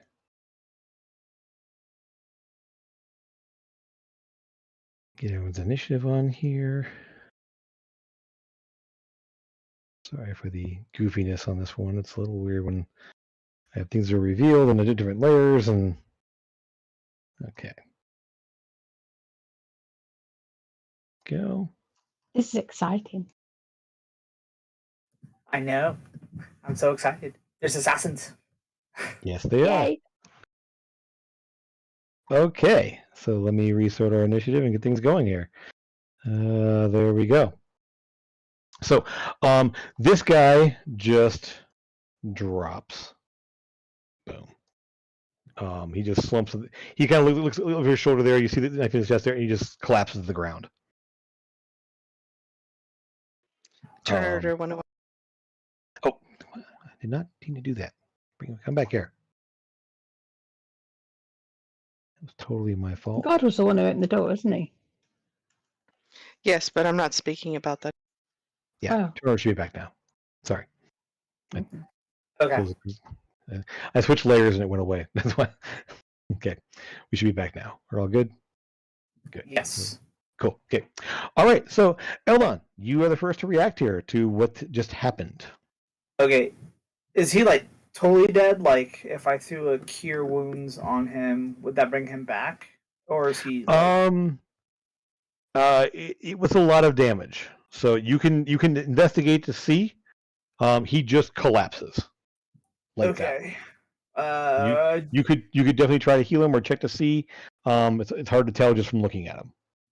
Okay. He is out and he's bleeding. Lots of things happening. First round, let's deal with the problem right in front of us first. All right, bonus action. I'm gonna activate my turret, Eldritch. On the shoulder. Okay. As I you see my goggles flash for a second, and the one eyepiece that is normally like just a solid blue lens suddenly zooms in, and there's like a cross with a little circle. on Okay. the islands, and then main action, I'm raise my gauntlet and fire a magic missile. Okay. At the one straight ahead of you. Yep. What you see there is a tall, human-sized, goblinoid type person, greenish skin, flip back ears, kind of large eyes. And though you don't know these very well, this is a hobgoblin. Yeah, I don't know them very well. I quite very much do. Okay. Yeah, I'm gonna go ahead and send all 3 of those at her, and then So or total of 14 damage. they. Cool. Yep. And then I need to make a spell. Does a 14 hit? No. Okay, so then the She's- Eldritch Cannon. So you just that was your Eldritch Cannon, or what would you Yeah, cast? that was bonus action for Eldritch. Yeah. So anyway, it flashes out there, and she just sort of like kind of almost like Matrix dodges it. It just kind of goes over her shoulder and impacts on the wall back here. Just. Yep. Okay. You will see that the paintings are at this point are off the walls. They are not all still hanging up. So. Right. I will go ahead and move into the room and move in front of the guard. And my homunculus jumps off my chest and sits on top of the guard for a second while I'm rushing in. Okay. All right. So you sat there. Okay. Okay. Alrighty. Next we have Trevor. So you see yelled on, All right. fire at something in there and rush on in. Yep. I'm going to go right here. And I'm going to look at the goblinoid over here. And I'm Which one? going to, The one. I don't know what the Pokemon looking thing is. But the one that's right here in front, I am going to. That one is what it says it is. A goblin ninja. I am going to look directly at the female. Looks like a Teenage Mutant Ninja Turtle. Kind of without the shell. He's Actually, green you know skin. what? Yeah. No, we're gonna have some fun here. I reckon we are. Okay, so I'm gonna get right here, and Okay. I'm going to stab her. That is a her, correct? She seems seems to be. As female as hobgoblin to be at least, yeah. I mean, hobgoblins I'm gonna they do have. something I've never done before, and I'm gonna stab her. Okay. Pull out Quicksilver and stab her. Mm-hmm. No, I'm not. And well, maybe I don't know if 11 hits. I doubt it. No. Yeah. Yeah, no. So I'm literally gonna look at that, kind of annoyed, and put it like just to the side, and then take my pistol, and I know it's gonna be the disadvantage, and aim for her face. Okay. So yeah, she kind of ducks back out of the way as you swipe the blade at her, and you fire. Disadvantage. Yep. And Need to reroll because obviously that's gonna miss. So yeah, you know what? No, just because that was a little embarrassing, we are gonna blow my action surge. Sure, why not? Yeah, cool. So I'm gonna try to wait. If I use 2-weapon fighting, is the first one a bonus action or no? Both attacks? so the offhand attack would be a bonus action. Okay. So I am going to take my pistol that I missed with originally, and I am going to hit the Goblin Ninja down here, or at least try to. You whiff with the disadvantage because you are in melee with somebody else. No, I'm not. Great point. Yeah. Good. So obviously, no, I'm not. Meaning, like, no, that's not going to happen. Not sure. No worries. Right. But yeah, and then I'm gonna just aim right for his throat. Okay. Cool.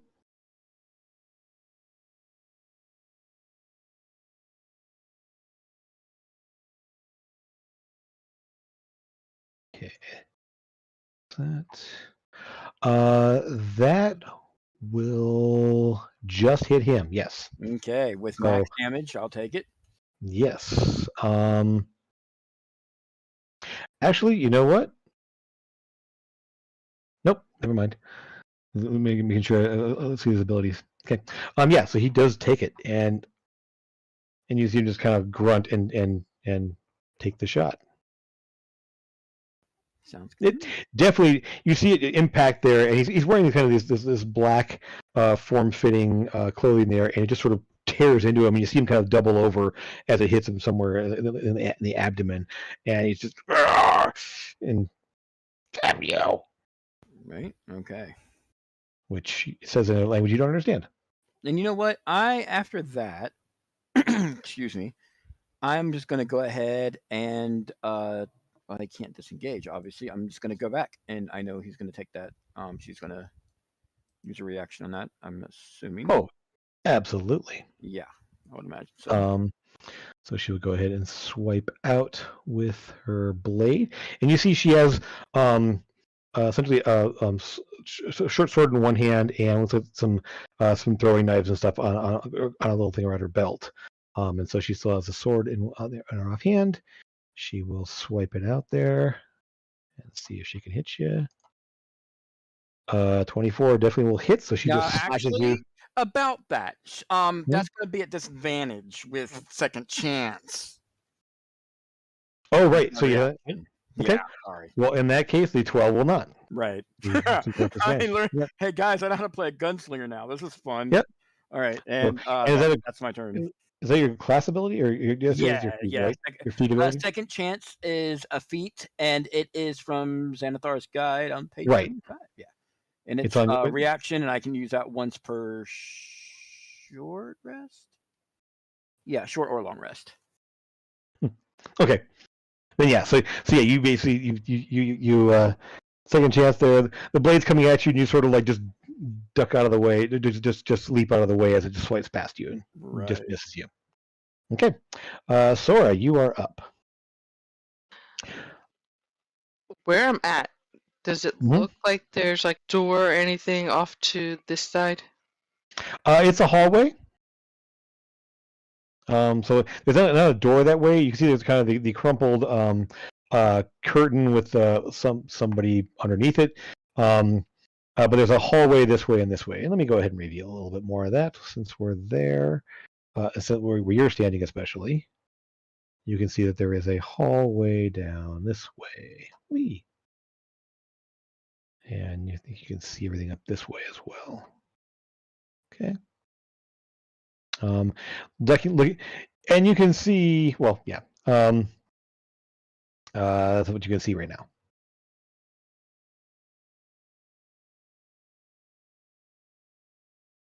So which way do you want to go?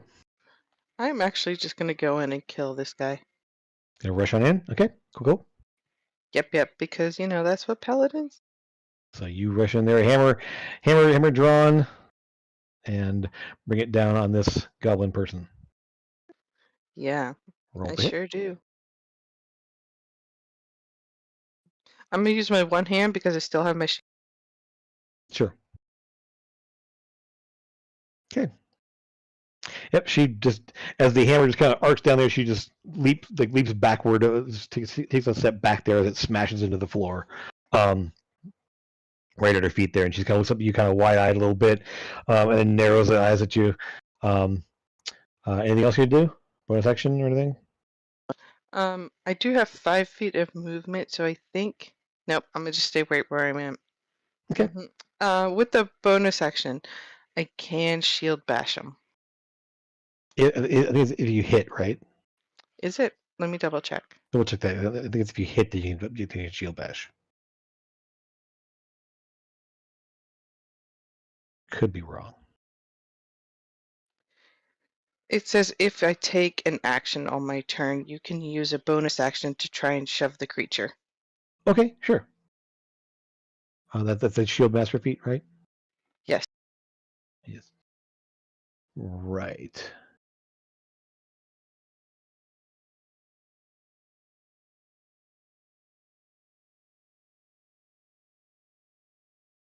Okay. For you to try to. Oh, so you make a shove action. So it's going to be an opposed athletics check versus their acrobatics check. Let's go ahead and make it. Roll athletics for me.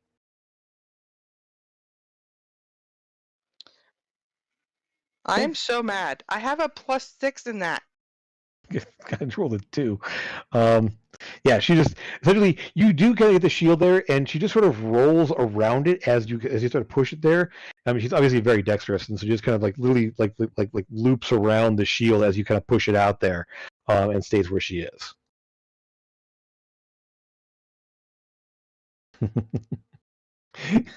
Yep. Okay, next.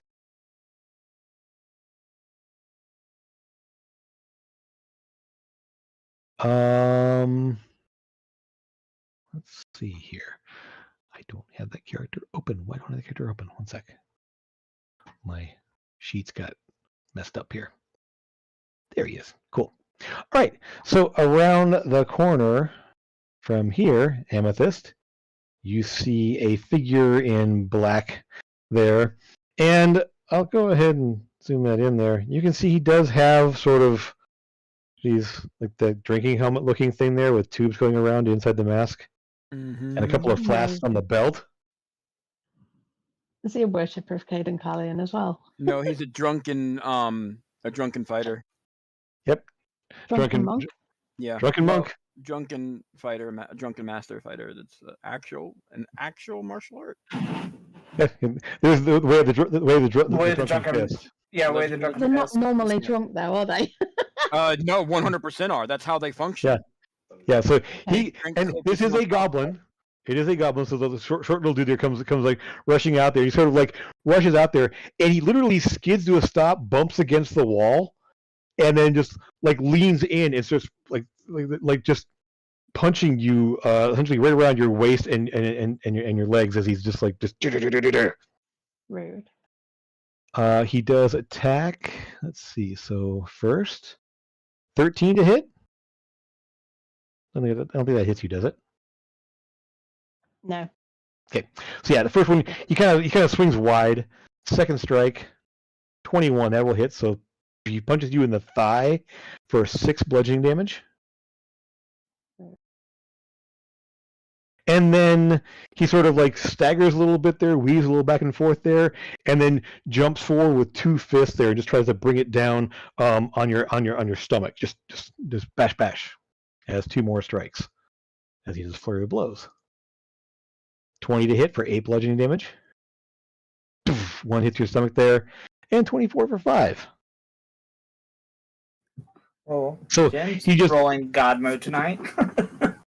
So literally the 2 fists just come in and he just bashes you on right in the stomach there with two strikes.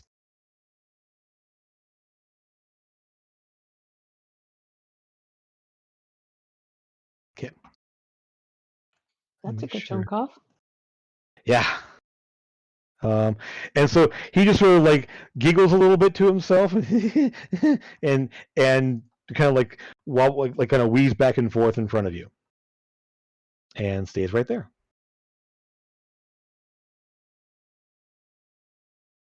Telepathically to Amethyst while that's happening. I say, at least he didn't shoot you. Lucas, you are up. So this little goblin in a black suit and little weird flasks and stuff attached there. It just rushes out there and smacks the crap out of us. Just flurry of punches. Okay.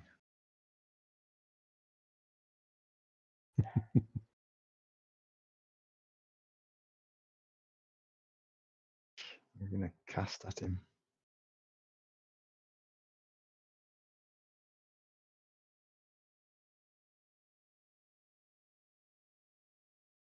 Okay.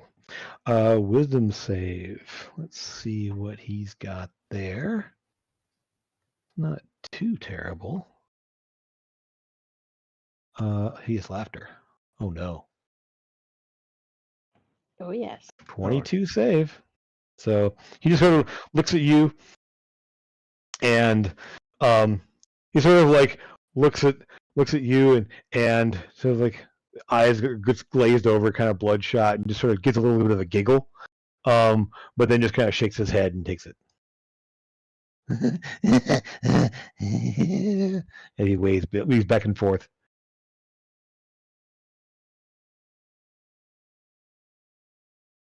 Okay. Anything else you want to do there?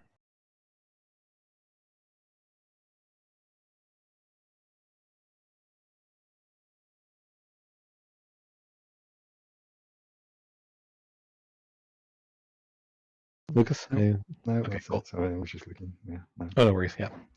All right. In that case, we have this. So let's see here. That's not right. You're not supposed to have the same amount of hit points. That's weird. Okay. So this guy comes running around the corner here and jumps up on the table.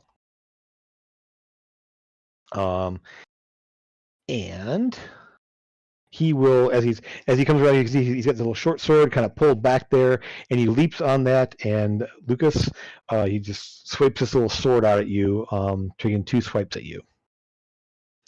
First attack, 9 slashing damage. Yeah.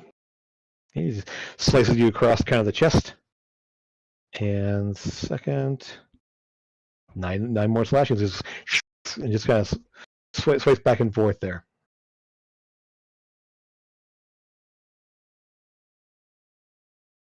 Good God.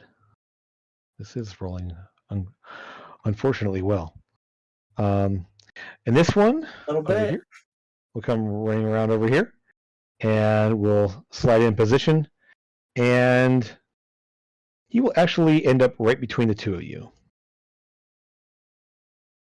No, he'll stay right there. That's fine. Doesn't need to go over there. And Sora, this little guy comes sliding in there and just tries to swipe up with his sword. 15. That doesn't hit you, does it? Mm. It 18 damage. So it just clangs off your off the plate on your leg there as he kind of swipes it across. Actually, no, yeah. So he just kind of it clangs out the plate on your leg, and his second strike. Wrong person. There he is. 14. Yeah. So this one you kind of just put your hammer down there and just block the second strike with the hammer. Just bang. And so he just kind of settles into place there. And unfortunately, they're same tokens. They're the same points, so it's fine. That would be that. This one will then attack you. And at this Bring point, it on, big boy. you are outnumbered, so they're going to get a bonus to hit. So first off, so she has her short sword and she starts swinging away. 19. That doesn't hit. So 5 slashing. So it just slashes across there. Just catches you across the arm on your hammer side.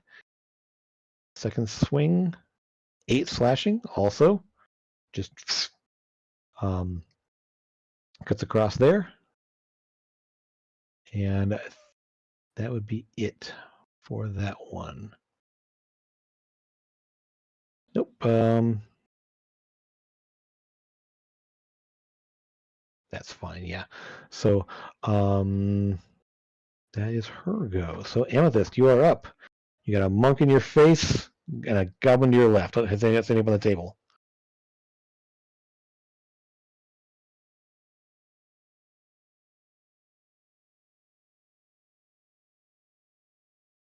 Mind spike on which one? The one that's hit me. Okay, the monk. All right. All right. So he will see if his slippery brain can resist that. No, does not. So he just kind of goes, ooh! And Mind Spike does the when he now see where he is at all times.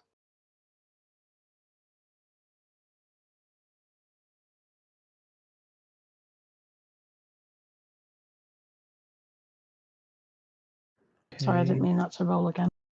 Oh, no worries.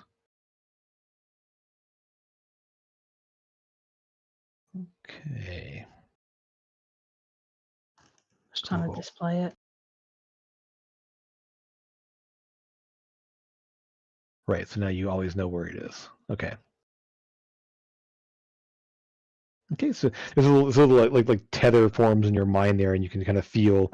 Obviously, he's still standing right in front of you, but there he is at the moment. One thing, Sora, now that you're standing over here and you're looking down this guy here, and Eldon, you're going to see it too, and Trevor. you will see that this guy does have like a tube of some kind, or tube like a rolled up tube stuck across his back. The guy at the bottom? Okay. This one here, yes. So it's almost like a scroll, like a map tube or something like that. So. Is it metal? No, it's leather. Okay. Has he got a painting in It is it? black. We It's- don't know until we open it. We have to kill the guy first. Hurry up then. Or I'm working on it. My Um, turn. Anything else with this? Do you have a bonus action still? No, I can't. The only Okay. bonus action I've got is Misty Step, and I can't do that when I've cast a spell. Gotcha. Okay. All right. Then Eldon, come back around to you on top. So yeah. So Okay. a lot of slashing blades and thuds from the hallway as some of this gets beat up pretty hard. Okay. Well. I'd like to go ahead and have my homunculus move out through the doorway. We're just not going to try it So for it's this guard. bonus We've action got yet? it. Yeah. Okay. Just order him out there. Okay. And then main action. Can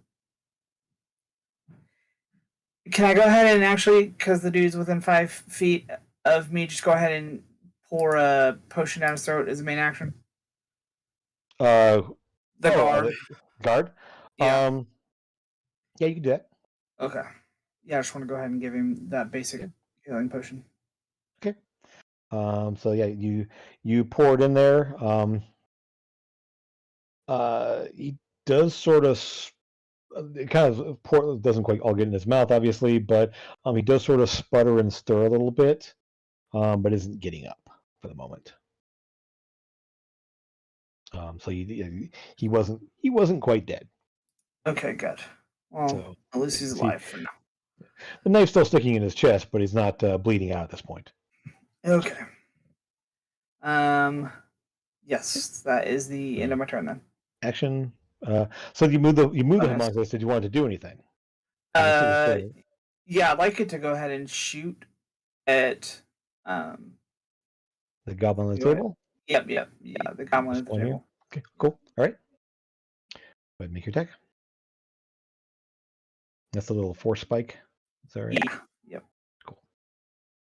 Okay. Nope, that ain't gonna hit. Yep. So essentially, yeah, it just kind of thuds into underneath the table there. Like, if he was a human-sized person, it would have hit him, but he's up on a table, and so it just goes underneath the table and hits the wall underneath. Okay. I have a question Yeah. for you. Sure. How does attack of opportunity work when he's like? You see where I am compared to where the drunken guy is? Yeah. If I was to move away from that, would he still get an attack of opportunity? No, he doesn't have a direct line to you. Yeah. Okay, cool. Just wanted to make sure before I You did. can't reach around the wall past Amethyst to hit you if you want to move. Yep. This is the twat waffle right here that I hit last time. Yeah. Yes. All right. I'm gonna look at him and I'm gonna be like, the age-old debate: sleep or death. And I'll pop the coin. Okay. We're gonna do a D20. Sure. Or It's just 10, do odd or 10 even. for heads, 20. Even would be heads. All right, he's going to sleep. It's a nat 20, which means precisely nothing. All right, so he's going to go night night. Okay. And that's gonna be. Wait, what did I roll? It said a 1, but clearly that wasn't it. I see a 15. So Yeah, that's what I see, and I'm gonna take it because I think that hits him just barely. yeah, it does. Okay, so he go night night. He can. That's the poison one. Mm-hmm. Let's see if he can. It's a con save. Yep. What do we say that con save was? It's been a long time since I've seen that. All right. It is in my. I know that. I forgot It'd where be that was. in your gear, I think. Inventory.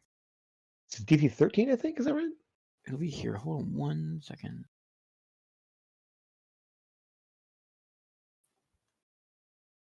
It said the poison is typically made only by the drow. Creature must succeed on a DC 13 Wow. Okay. Constitution save. He does. With a natural stinking 20 and a natural 1. Dude, stop rolling so well tonight. It's right. weird. Yeah, I know. Yep. So he kind of but hold on. However, 13 damage because your sharpshooter Mhm. does drop him. Oh, so I killed him. Yeah. So Oh, he does. I Yeah. get grip, which is cool because I get a grip point back. Like, Yes. He Nice. drops. Now this one I have to. So I'm gonna do something. I'm gonna remove this one. Actually, no, I'm not. I'm gonna try something else here. Let me go ahead and mark him as and that was just my- deed. Yeah. And this one I'm gonna reset his hit points because he hasn't taken damage yet. Cool. All right. and I can't. That was just my bonus action. My action. Oh shit! I can't. Oh wait, I totally can. All right, so I'm going to move past her. I can't shoot obviously because I don't have crossbow expert yet because I was going to shoot my gun. Mhm. But I am going to give him a quick stabby stab. You need to end your movement of Amethyst. Yep. There we go, Then there. here. Yep. And Yeah, then so you we're gotta slide into place. Yeah. to attack that monk because he's kind of a dick. All right. So Hey, go for it. Yeah, stick him with the sword. yeah. I do believe Trevor's being a gentleman and sticking up for me. I do believe he is. You are right for And you one. definitely hit. So yes. Two. He does take that damage. Okay. So yeah, he's like, whoa! And so as the blade comes in there, and he's just kind of shocked by the fact that there's suddenly someone there. And yeah, that will be good. Let's see here. Then Sora, you are up. So Trevor shot the guy next to you, and he drops. Do I know he's sleeping? He's not sleeping. He did. You No, can't he's tell. dead. He collapsed. Oh. You don't know. Oh, He Okay. got shot with a crossbow bolt, so you can't really tell. I mean, he's not moving. He's on the ground. All right, then I'm going to attack the guy who I missed. Okay. that one. Calling it now. Stop. No. No, I'm not saying Nope. I want it to happen. I was just trying to call it, and it'd been funny. Okay. And I get extra attack. It's not considered a bonus action? You're 5th level. Yeah. So yeah, you get 2 attacks. Yeah. He's going to get hit again. Okay. We're gonna go ahead and so the first one, she just kind of like rolls with the impact as it hits her a bit, and then takes the second hit. Katie dodge. So hold on here. And as my bonus action, it's going to shield. I'm going to try and see if I can just slam her into the ground since she's already rolling. Okay, go ahead and make that athletics check.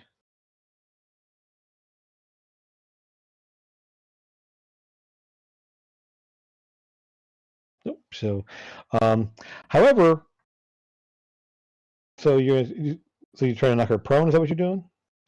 Yeah, Or or trying to keep her push back? down long enough for somebody to do something. Well, she's rolling, right? So I could roll her backwards, right?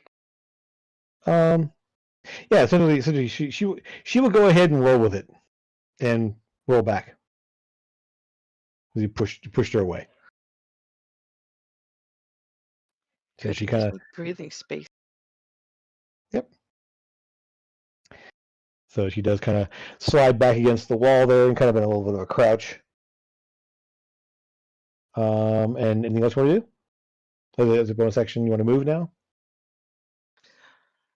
I am gonna move to here. I am gonna move to here. Okay. As a free action, I'm gonna yell at this guy and ask if he's okay. He's on the ground. Of course he is, because why else would it be easy? Yeah. He doesn't look like he's bleeding out or anything else like that. He's just like kind of slumped against the wall, essentially. Okay, that's the end of my turn. As a freebie, I'll give it to you. Some of the paintings are no longer on the wall. These two are not here. These two are here. This one is not here. I don't want to assume that the person's already came and picked those up, but since we were the first ones here, I'm going to assume that that's in that shiny case that this guy has. The black leather case. Yeah. It could still be shiny. He's a ninja. It's not shiny. He doesn't reflect light. All right. Okay. So out here, Mr. Monk is not too happy at the moment, and you'll see he'll take a to kind of slurp something down there, and his wounds heal a bit.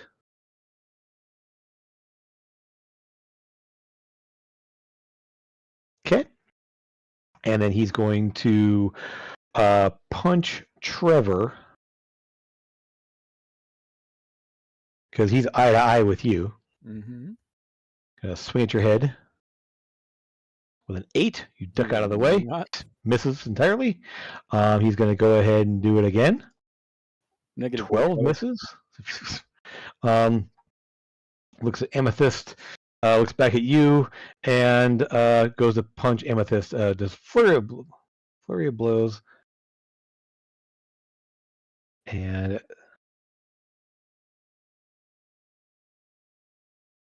okay. So 6 bludgeoning as he kind of like drunkenly like flails away at Trevor and then turns and sort of like jumps up and hits Amethyst. Amethyst, I need you to make me a Constitution saving throw.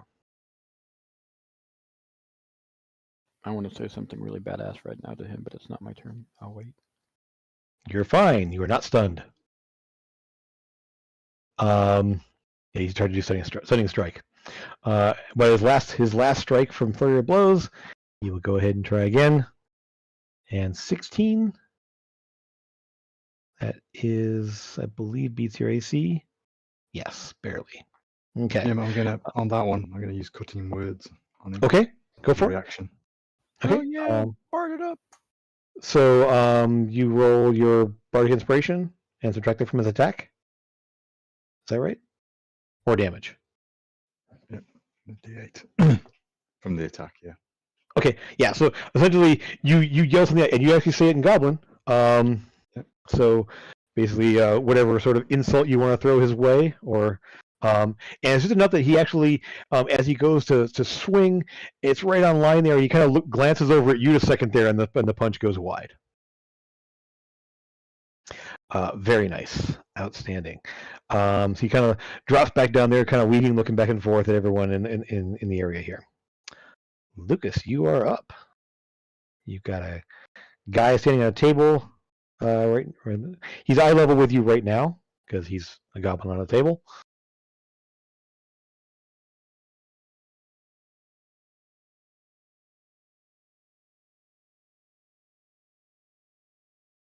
Yep. I'm gonna cast at him. Okay. Luckily, he does not have Mage Slayer. Okay, so Wisdom save for this dude. There he is. No, not with the 2. So it's 9 damage. Psychic. Yep. And he has to move away, doesn't he? Yeah, he has to use his reaction to run away. Okay, that's going to be tricky.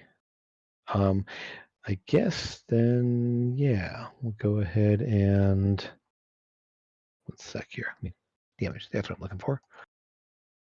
Okay. So he kind of like and kind of like flinches at there and looks at you kind of wild-eyed and looks around at everyone there and then leaps off the table over this toward his friend. Whoops. And then runs. And since it's forced movement, you do not get attack opportunity on him since he's basically just like running and cowering and runs off this way out of view. So it's 1, 2, 3, 4. That's this move.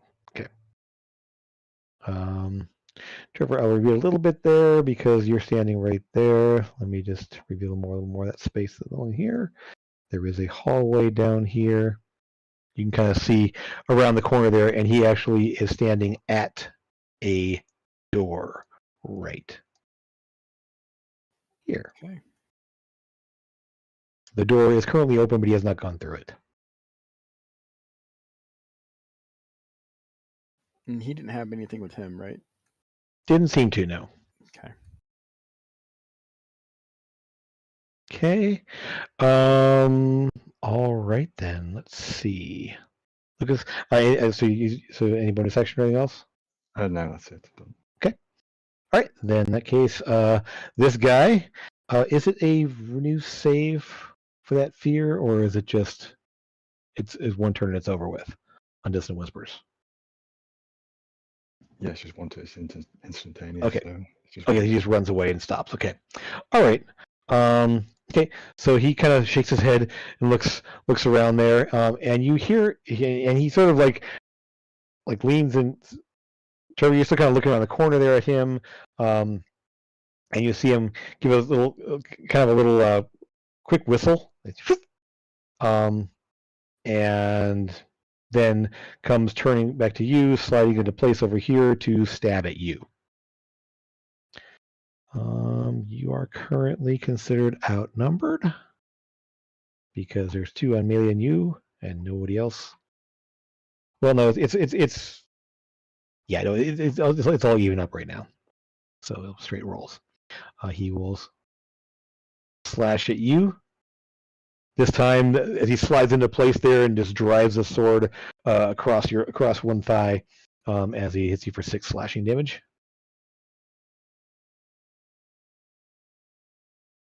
One sec here, real quick, because I realized something here. Where is my goblin ninja? There he is. That won't work against you. Cool. Okay. So yeah, that's him. He then slashes again. 2 slashes. Nope. And you kind of dodge out of the second one as he swipes across you there. Okay. This one here, Sora, squared off against you, sort of looks at you, kind of like looks around, and steps over here, slashing the strap on the little case on this one's back and grabbing it as her action. As a bonus action, she will disengage, and she's going to make a run. Let's see, and use her movement. Can I do a normal reaction to try and grab her or the case? You don't have any reaction to be able to. You No, I do an have a ability or reaction, something. but it's not. Yeah, she's disengaging, so she's not. You can't like, grab something as a reaction. I didn't want to hit her. I wanted to grab the thing. Right. It's still like, trying to reach out and grab something. There was something you need some sort of an ability to be able to do something as a reaction like that. So, and she is disengaging, so she will not draw a type opportunity. Where's she going to go though? She is stuck in the room with us, is what she is. Not necessarily.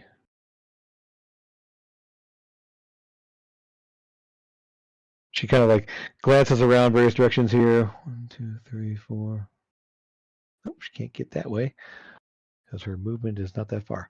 Okay, so she's going to go ahead and disengage over to.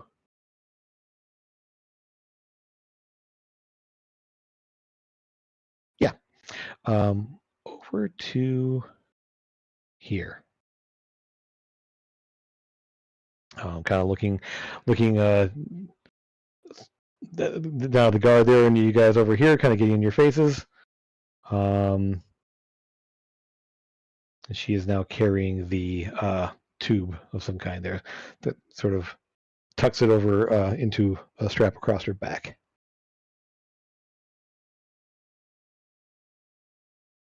Yep. Okay, that'll be her. Amethyst. This hobgoblin rushes over to you, all dressed in black. Skids to a stop and kind of looks at you, and you can see she's kind of looking around, wild-eyed for a way to go, essentially.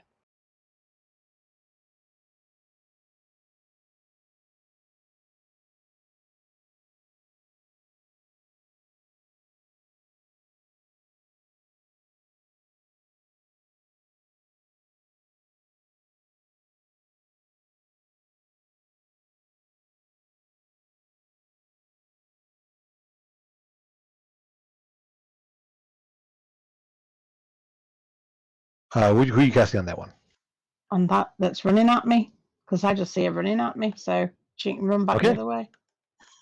Okay, so wisdom save for her. Let's see if she can manage to do that. 12.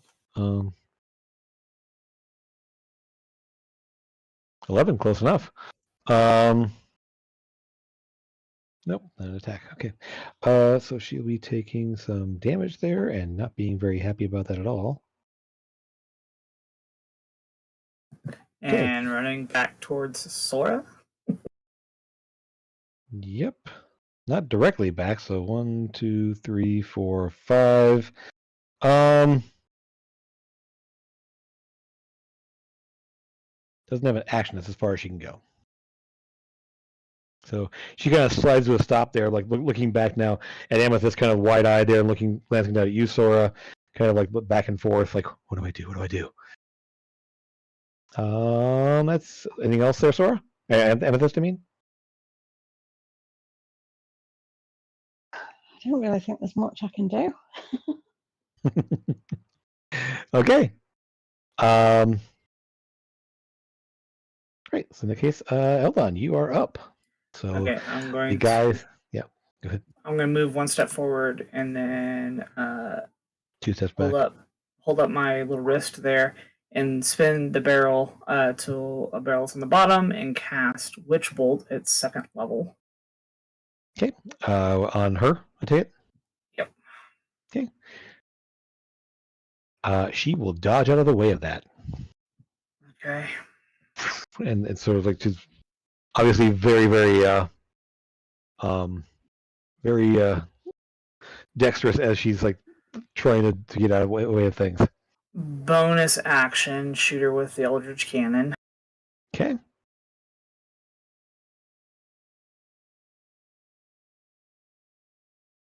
Oof. Roll that damage.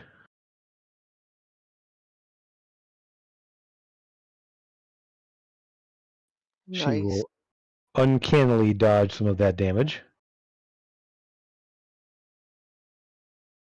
Clips her in the shoulder as she kind of spins around there, dropping down to one knee, trying to keep from losing it. Alrighty then. That's my turn. Okay. That would be that. Trevor, you are up. The guy that ran past you ran back up to you and slashed you. Yep, he missed though, right? Well, he hit once and missed. Okay. He hit you for 6 and then missed the second attack. Okay, so I didn't even get that part. I don't know why. So let me take off. That's the first time I've been hit so far. There you go. All right, 39. I'm gonna look at Amethyst. Mhm. I can hit the ninja girl from here, right under 3/4 cover. Yeah, Like, with your sharpshooter you can. Yeah. Peek around. Yeah, that's what I thought. Okay, I'm gonna look over at Amethyst and apologize to her gratefully and point the gun right at her. And I was like, "Can you just move slightly, please?" And then I'm gonna fire right by her ear towards the ninja chick. Sure. Sharpshooter because I feel froggy. Okay. Nice. And well, here's the thing about that. Nice. Yeah, but she's gonna have to do some stuff here. I should have said that before, but I was gonna do that no matter what. I don't know if that matters or not. Sure. What are you Right. gonna do? I'm gonna use there's some falling gonna be happening here. Okay. She's going to take a winging shot, which she's gonna have to make a strength saving throw of 14 or be knocked prone. Okay. Well, she is knocked prone anyway. Okay.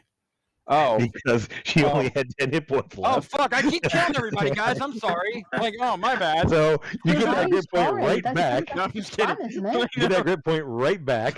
I just keep killing people. I'm sorry. Yep. Don't And be sorry for killing the bad guys. Yeah, I Only be know, sorry right? when you kill one of us. yep. So she like just drops there. Then I get to I look over since that was my bonus action. I look over at the monk that's been beating on my bestie over here, Mm-hmm.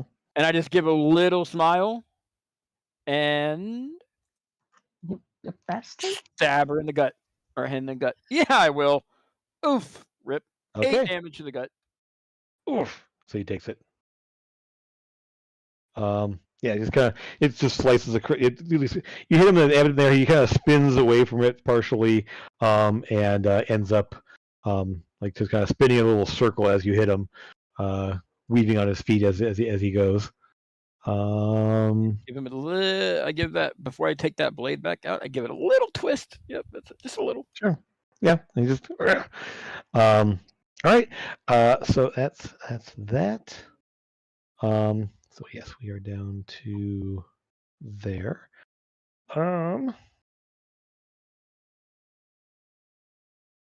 Okay, one sec here. Let me just make sure I've got in place here.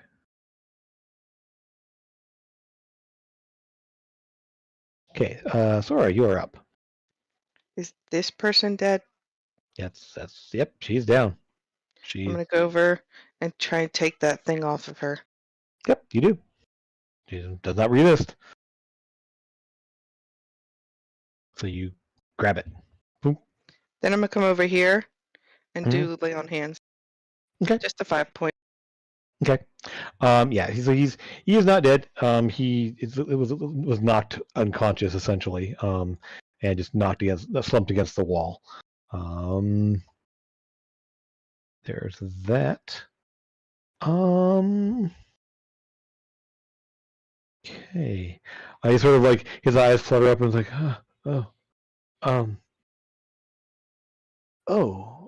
you were here earlier, yes? What's was. happening?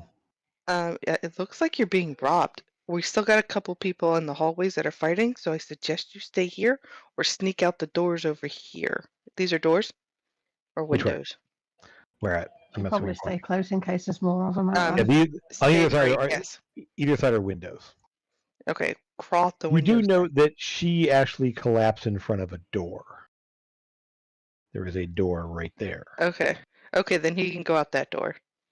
Okay. Yeah, I was It's- wondering. Step over him. Her. Yeah. Okay. And I have So that much movement left, so okay. there Cool. I am. All right, so he's just kind of groggily like looking around there. Hasn't got to his feet or anything else yet. Tell him to go meet Catherine. My major domo's sitting outside Okay. the front door Right. area. Okay, so yeah, he will do so on when his turn comes around here. Then we have the Mr. Monk here. All right, he will, being not high in the intelligence department and being very much in the I'm going to beat everybody up department, goes ahead and takes. Okay. Sorry, I just want to see where my actions are here. Cool. He will punch Trevor. Try to. Just kind of doing that sort of little sideways, like smash with double fist. 15. Does that hit Trevor? I don't think. Oh God. Exactly. Yes. No. Okay. The class is 13. When is it 13? I thought it was 15. I see 15. I say it should be higher than that. Make sure your armor's equipped. Yeah, make sure it's only going to be equipped there, but yeah, you should be 15. What I'm seeing on my sheet anyway. Yeah. Okay.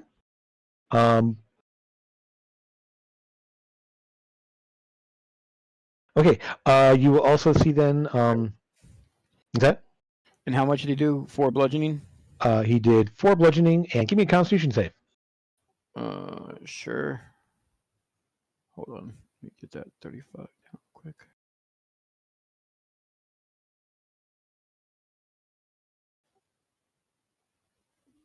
Okay, con save.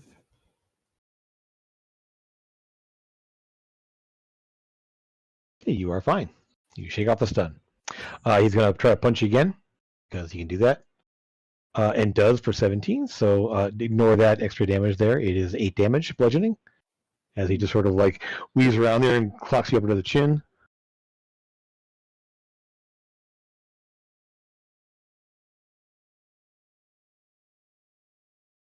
And then he is going to Yeah. Where is that? As a bonus action. No, it's fine. He'll be fine. He's gonna keep doing what he's doing there. He's gonna flurry of blows and go ahead and try to punch Amethyst now. One time there. Rude. How do you look? 23 to hit. More than okay, dude. No, I was still talking to Amethyst. Oh, Ooh, approaching sort of halfway. Okay. Well, he does hit you for 5, and since you're bigger than him, Fury of the Small hits you for a total of 10 damage. I know that spell from someplace else. It's a goblin racial ability. Yep. Yep. So boom. I'm looking Smacks you. particularly bloody now. And then one last strike, misses. So he kind of like punches you and it's puts it all that like it's like kind of that's like screaming, yelling, and then lands, spins, and completely whiffs his follow up hit. That will be him. Now Lucas.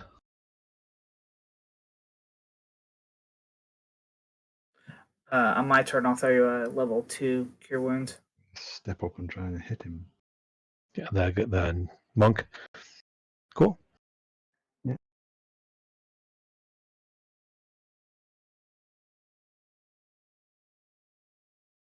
Oh yeah. You just as he kind of spins to a stop there, kind of weaving and looking at the two there, you just slide in and stick him right in the chest. Still have your bonus action. Yeah, I'll try Yes, and I'm in. hit him again. Nice. Yeah, he will go ahead and take that total of a 12. What was that? 8 damage. 8.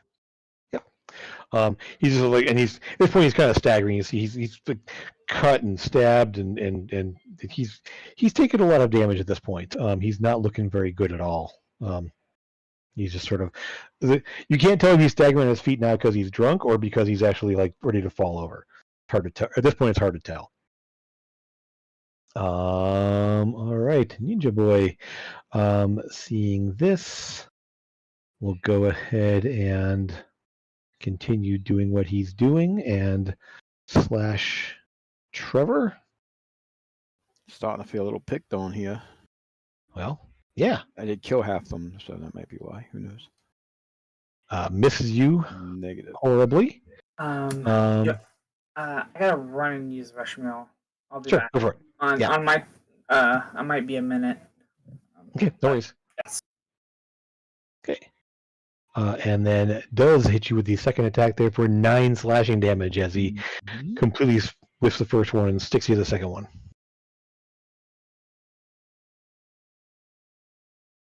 It kind of slashes you.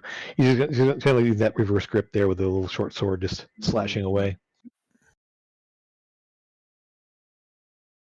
He cannot use Fury of the Small because you're the same size as him.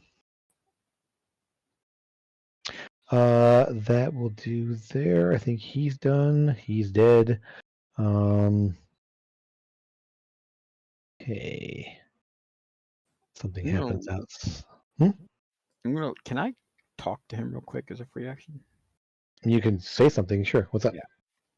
You're going to regret that for the rest of your life. Both seconds of it. That's it. Okay. He just sort of like smiles at you. Well, you can't see. He's got his mask on his face. He sort of narrows his eyes at you. You think he understood. But he just sort of like just kind of flourishes the blade in his hand a little bit. And let's see. Sure. I need to do something real quick. Let me. I forgot somebody. Sorry, I'm going to move my turn over here for a second there so I can do this. Cool. Okay.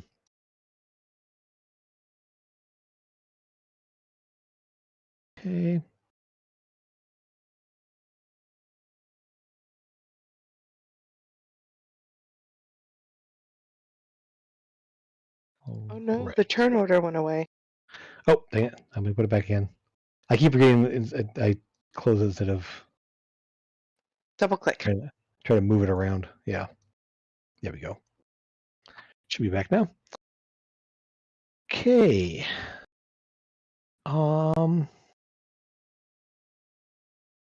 See, I mean, this where one more person here.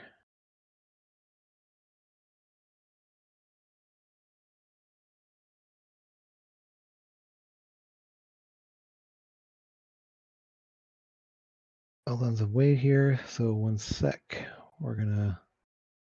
No one else will see this for the moment. Sorry, just trying to. Things too many things are moving around on my screen here.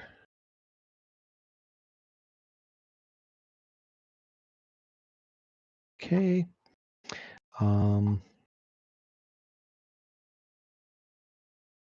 Sorry. Let me. There we go. And no. You got a dead person that just went out the door, Jen.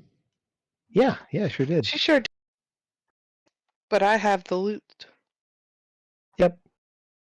But yeah, Just wanted to die. Avress, give me a perception check to see if you see it.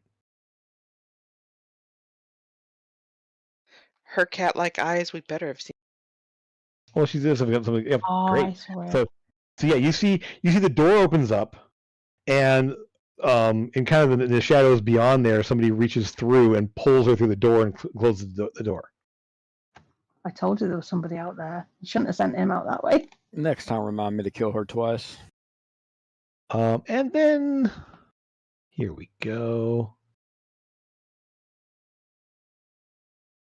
So, Trevor. Yes. Nobody ever listens to the cat, have you noticed? Go on, carry on. 1 sec. Let me.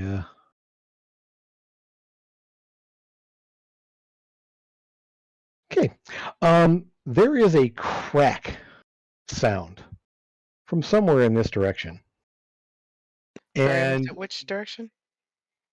straight ahead of him, back over here. And you guys in the hallway, you'll hear this too. Eldon, sorry, you're probably a little too far away to hear it. It's not super loud. There's definitely a sound as I recognize that sound immediately, don't I? Well, you don't because you don't use this kind of weapon. You get hit for 23 damage. I do? Yes. Oh, okay. As guys, you hey, look guys, down. you know how many hit points I got? 23. 0. 23. Yep, So, I'm unconscious. So you look down and there's just a poof, and you look down and there's a spreading like stain on your chest. Mm-hmm. And you kind of look up there and there's a little bit of a glint of something off in the shadows over this direction as your kind of lights out and fall over, slump. Yep. Sucks to get shot, doesn't it, Trev? I don't know. I can't hear you. I'm dead. Wow. I am That's what unconscious. you I did not hear say. you. And It'll be fine. let's go ahead and take a quick break right there. It's going to be Amethyst's turn next. There. No, I don't like that. What? I found the last on the turn order. That's so rude. Well, I know Ellen's away for just a moment here, so I can't wait until he gets back. Hey, I died. okay. In that case, Amethyst, take your turn, and then we'll take a break after that. So you see this happen. Trevor just slumps to the ground. At least I can't roll a nat 1 on a death save. So there's that. Very true. Wow. It's literally impossible to do that. So you do see that happen over there. You see him just kind of, and he looks down and then drops. Did we see where it came from? If you were pinging, I couldn't see on the map. Let me see. Oh yeah, 1 sec here. Let me switch back over to the object view. Right up here. Yeah, that's what Okay. I was asking earlier. Thanks. Yeah, that's what. Yeah, I switched over to the GM layer, so that's why it wasn't showing up in your view. So I was pinging the wrong layer. It's not going to do you any good. No, All right, Amethyst, go kill somebody. I'm trying to. Okay. This guy. Go for it. Okay. So you're casting Chromatic Orb on? Yeah. Okay. That is a range attack there, so you'll need to roll with disadvantage Okay. because he's in melee with you. Or you're in melee with Oh, somebody. sorry. Roll. Okay, that's fine. Go ahead and roll it again. We'll keep the damage, it's fine. Just go ahead and roll that attack roll again.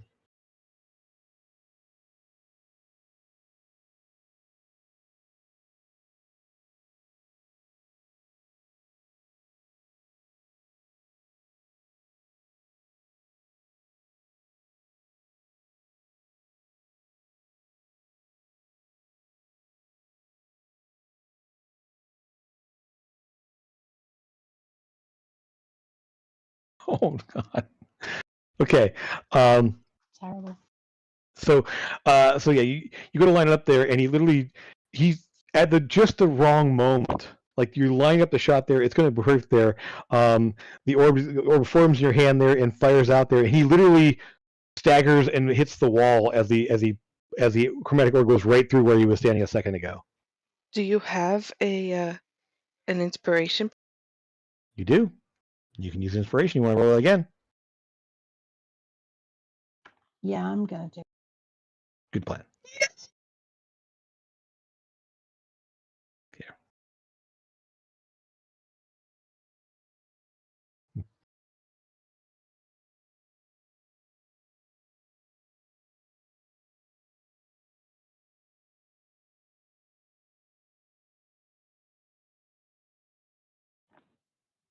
Definitely more like. Got there. Excellent. Okay. All right. So yeah, you kind of see this like the whole thing of like he's weaving back and forth, and you're kind of like lining up the shot there, and you go to fire it there, and in this case now instead he weaves out of the way as the bolt forms and comes back, and it just catches him right in the head. And what element was this chromatic orb? Thunder. Thunder. Oh. Okay, so there's an echoing crack of sound through the hallway as his head just goes, and he just dropped. He only had 3 hit points. Only had 3 So- hit points. They gave him for Yeah, 21. for 21. So, boom, literally just, and his just lifeless body drops to the ground. Head is missed. Yeah, just gone. Trevor's dead. Yeah, Trevor's a little dead. Dead. No, he's tanking the ground. Okay, I really don't like you, Nan, at all. you Just love. having a snooze. That's the unconscious. Yes. So Wait, far. Trevor's unconscious? Oh, yeah. Mhm. Okay. I got shot in the chest with a rifle, Elney. Dead How did- people Oh. don't speak. Okay. I was that's Okay. good because Trevor So- wasn't talking. I was talking to Elney. So a couple things there, Eldon. While you were distracted for a moment, Yes. the body of the thief over here, door opened up and somebody pulled her through. Then yeah, there was a crack of sound from somewhere off in a direction to the north of you there, and Trevor slumped to the ground. Okay. Then Avress yelled out that Trevor's down, and so you step out back into the hallway, and Yes. I will go ahead and peek around the corner, and then for an action, I'll do Cure Wounds at level 2. Okay. Through my little homunculus there.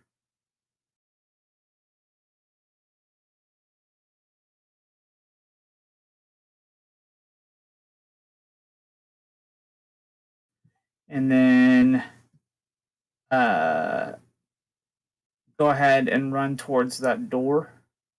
which door? This one. Okay, so you run back out there. All right. Yes. Is the door open? Or is it No, it closed. Yep. So they pull it through and close the door. Okay, I can make it to opening the door. Technically, opening the door is an action, but I will let you Okay. push your way through there. You go to open it there, and it won't open. There's something against the door, I guess. It's like you can't. You would actually have an action to shove the door open. Can I bonus action shoot the door with my force cannon? Sure, why not? Go for it.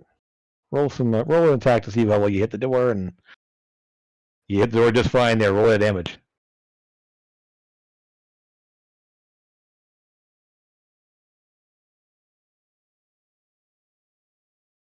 Nice. Okay. So yeah, essentially, as you get there, you blow a hole in the door because it's force damage there. So basically, you blow a hole in the door there, and as you go to push, you will see. Let me reveal that. Sorry. Hold on. Reveal. Whoop. And then I will reveal who's there. Come on. Is it Santa Claus? No. It definitely is Santa Claus. It's an unconscious guy and another little goblin ninja. An unconscious thief and another ninja there. Okay, that's what you see. She is on the ground, still not moving, and another one of the little ninja dudes is standing over her. Looks up at you as he kind of like glances at the hole in the door and looks over at you and kind of narrows his eyes through his little ninja mask. Smile. That's it. Okay.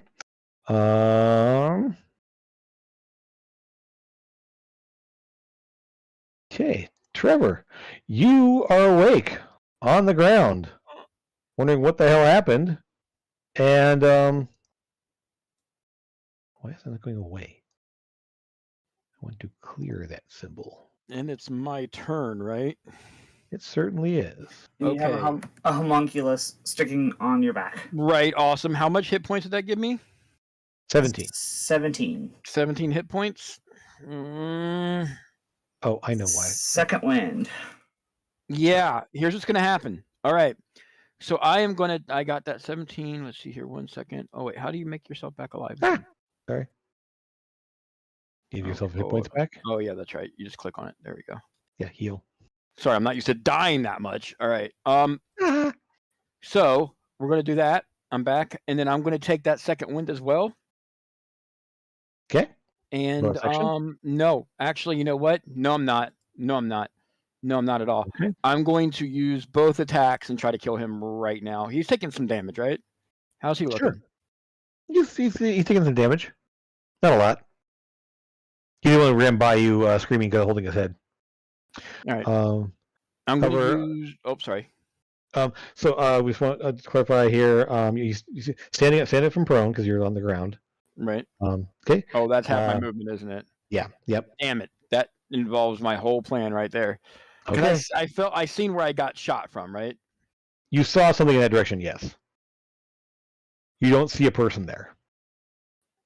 Okay. Well, that's where I'm headed. Yeah. So I'm going to go ahead and... Wait, didn't you say we were taking a break? We were, but no, not. Okay, cool. Yay. I like it. I'm not even gonna... Yeah, I am. Totally. It's going to be worth it. Okay. It's not going to be worth it at all. No. Yeah. No. So you're still a little woozy from getting knocked down unconscious. And so I'm going to functionally away. aim my pistol at him now? Sure. Assuming this hits, I will be spending a grit point. I know this is going to be disadvantage because he's right there on me. Sure. Oh, that's definitely going to hit. I like it. Oh, wait, no, I got to roll it again. Never mind. Yeah. Sorry. Let's just spend the grit point for sharpshooter for Deadeye. Yeah, Deadeye. Yep, I'm using both. You can only use one grit. Wait, you can? It doesn't specify that. Yeah, it specifically specifies you can only use one trick shot per thing. Per shot. Yep, specifically specifies it. Either way, okay, that's fine. Then yeah, so either way I hit him. Not the 12. Oh no, I thought that rolling I used the grit point to roll for advantage. Oh. So I would hit him, right? Sure. So you use a grit point. So I got you. Yeah. Yeah. So, yeah, you hit him. Yeah. That first attack hits. You didn't need to roll again. Yeah. Well, I needed to roll for disadvantage because I was like, well, wait, no, I wouldn't because you're spending the grit or you're not. Yeah. So right. yeah. Yeah. So yeah, my bad. Okay, so he does take it. He's Yep. not down. So you said I can't use the other ability to Right on the wing same him. shot. You can't Okay. wing him and use Deadeye at the same time. Yeah. Got it. Um, Got it. Draven, the rule states you learn. I just read it. It's fine. shots on your. Okay, yeah. Yep, I read it. It's cool. So so he takes the shot there. You just kind of blow just like a big chunk of his thigh just gone. He staggers and he's kind of holding it with one hand there for a moment and kind of looks up at you. One more second. Tell you that was 6, but Whatever. He's a goblin. He doesn't know a perception of time. Goblins are smarter than you. Technically. Most people Goblins are are. not- I mean, what? Nothing. Goblins have no they're racially as smart as everybody else. Whoa, what is that? Someone's using a flamethrower. Of course, that involves you Will be letting go and resummoning. thinking about it. Yep. Okay. Do it. All right, then in the case we have that was it for Trevor, right? Sora, you are up. So you saw Trevor rush around there. That's a door. You went through a wall. What is open it? Well, you can't go. You can't like run through them. You can go there. This isn't the door. This is the wall. Right, but like I can go here and then Right. here and Uh-huh. here and Uh-huh. on him, and then I can step on him and stay on him, or can I move here? Okay, I see what you're doing. I see. Okay. I want to show you. We were just like what? Yeah, we were just No, running I'm through not a going. wall. So, okay. I'm not going through walls. No, Okay, I was.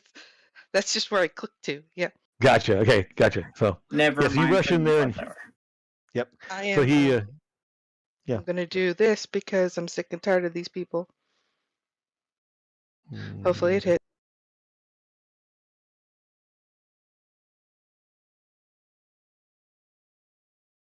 Okay. So yeah. DC for you then is going to be what? Does it say? 8 plus my charisma modifier, Constitution 3? modifier. Constitution. Constitution. So it would be 11. 10. Okay. So let's see if it is a Dex saving throw. Oh, plus my Fine. proficiency bonus. Because it should be So yeah, it should be what, 13? So that's Cool. All right. So luckily ninjas are somewhat dexterous. Not that dexterous. So good. So yeah, the one here, and guess what you don't get to do when you're unconscious? Make dex saves. Guess what you do? 2 death saves. Two death fails. Nice. So yeah, that's gonna be so the lightning just rips through those were the unconscious body. Okay. yeah. Lightning is a straight line, isn't it? Oh, that was a cone. Did it say cone? I thought it was so- a straight line, Oh, in that case, and it would be on 5 this guy. Right. Yeah. gotcha. 5 Yeah, feet so back it's just there, okay. All right. Yeah, so he's Says gonna it take it says 7 the- damage. 5 by Okay. 30-foot line. Yep. Let me do this then. So, I'm yeah. going to. All right, so he kind of like jolts and jerks from the damage hitting him. Not looking too happy about it. But kind of looking up at you wide-eyed and growling at the fact that there's now somebody in the way. All right. Anything else? Yeah, I bonus action steel smash him, right? There should be. Oh yeah, yeah. Well, He just hit the wall, but I mean, I can hit him. right. Is it a bonus action for the breath weapon or an action? Action. So yeah. Yeah, it's an action. Okay. So yeah, he just jolts and jerks from the things and it's kind of glares at you. Obviously not very happy. 24 athletic. Oh, you bash him? Okay. Yeah. So you kind of like bumps against the wall there and he can't really go anywhere. So yeah. Yeah, I don't need him to. I just need him to hit his head a little hard. Sure. He bonks against the wall there. Takes a couple points of damage. Sure. So he cracks his head against the wall there and shakes it off a little bit. Okay. All right then. The goblin monk is deed, horribly dead. And Lucas, you're up. I think he's nicely dead. I'll step to there and try to stab him. Okay. He got ahead in life for sure. And now you're getting. Stop. You definitely hit. And you slice into him, and he drops. He kind of cries out as you stick the sword into his side, and he collapses to the ground. Do I see anyone up the corridor from where the shot came from? Give me a perception check. Let me try that here real quick.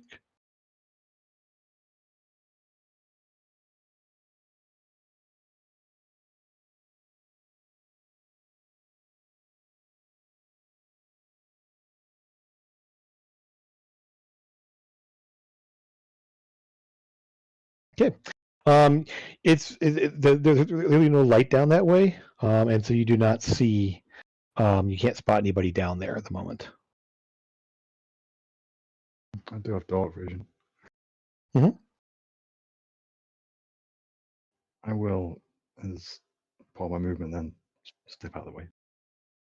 Okay. So you can't shoot me. Okay then. So let me switch this around here real fast. Come on. Here we go. And this one is deed.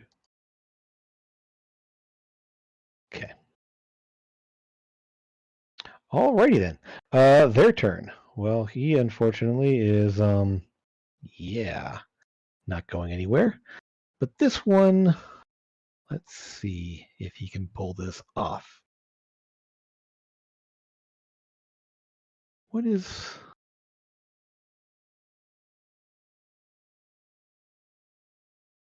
Sora, I need you to give me a, call it a dex save.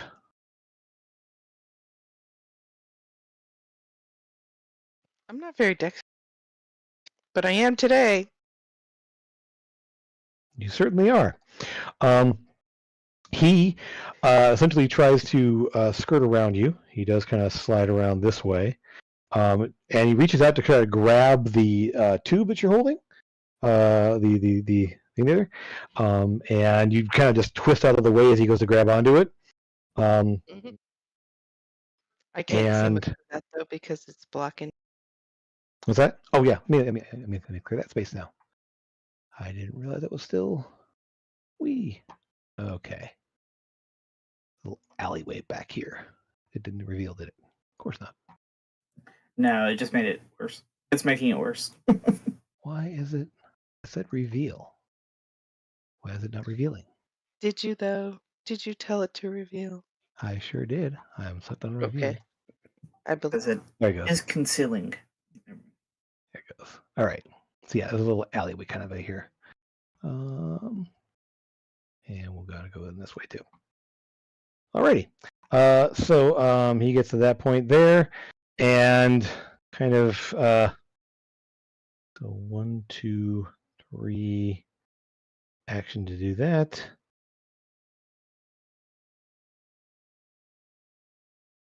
I think that's all he's gonna be able to do. He will go ahead and bonus action disengage and finish his movement. 4, 5. There we go. All right. He's gonna zip around the corner there.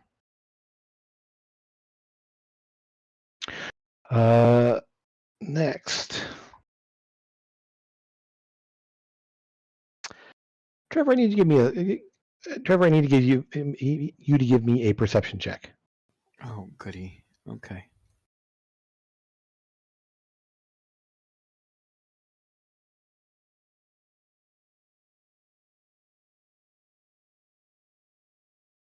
Okay. Shoot. Alrighty then. So you will see kind of crouched in this back corner. I'm gonna reveal this now. That's exactly where I was going to run to, too. Assuming it's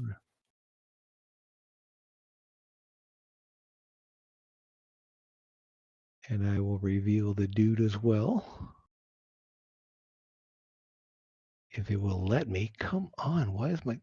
There we go. You see crouched in the back corner there is a dude with a very long rifle-like looking thing. What? How see, big is he? he's human-sized. Okay. So we Um, get to kill Boba Fett. Okay, neat. it's more like Cad Bane. Yeah, I was gonna say it's more like Cad Bane. He will line up the shot.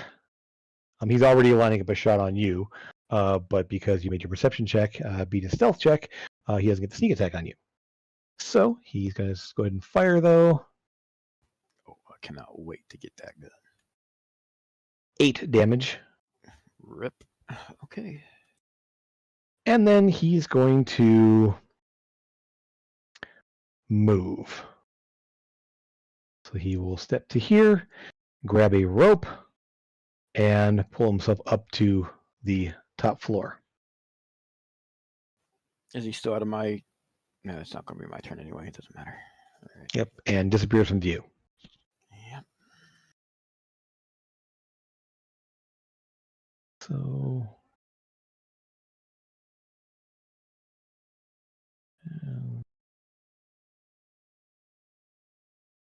okay. That will be that. Let's just see what happens. I'm going to roll a death save for her. Because, oh boy. Okay. No.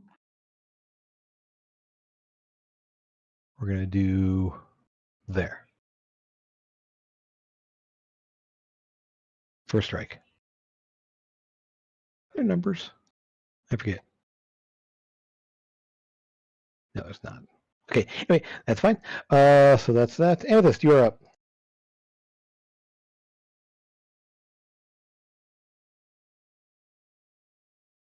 I'm scared to do anything now. I need some. I need. We got potions, didn't we? I never should wrote be any on your character potions sheet. on my character sheet. Yeah, in fact, you had a very, very good one, I believe. Yeah, Yeah, I greater. did. Yeah. I never used any in the Haunted House. Not even when Trevor shot me. I'm going to want that amethyst back. Didn't I did mention that? I think you did, but so without knowing, I don't know about knowing. So if it's not on your character sheet, I don't know about it. No, So it's not. What? The potion? Oh. okay. No, it don't matter.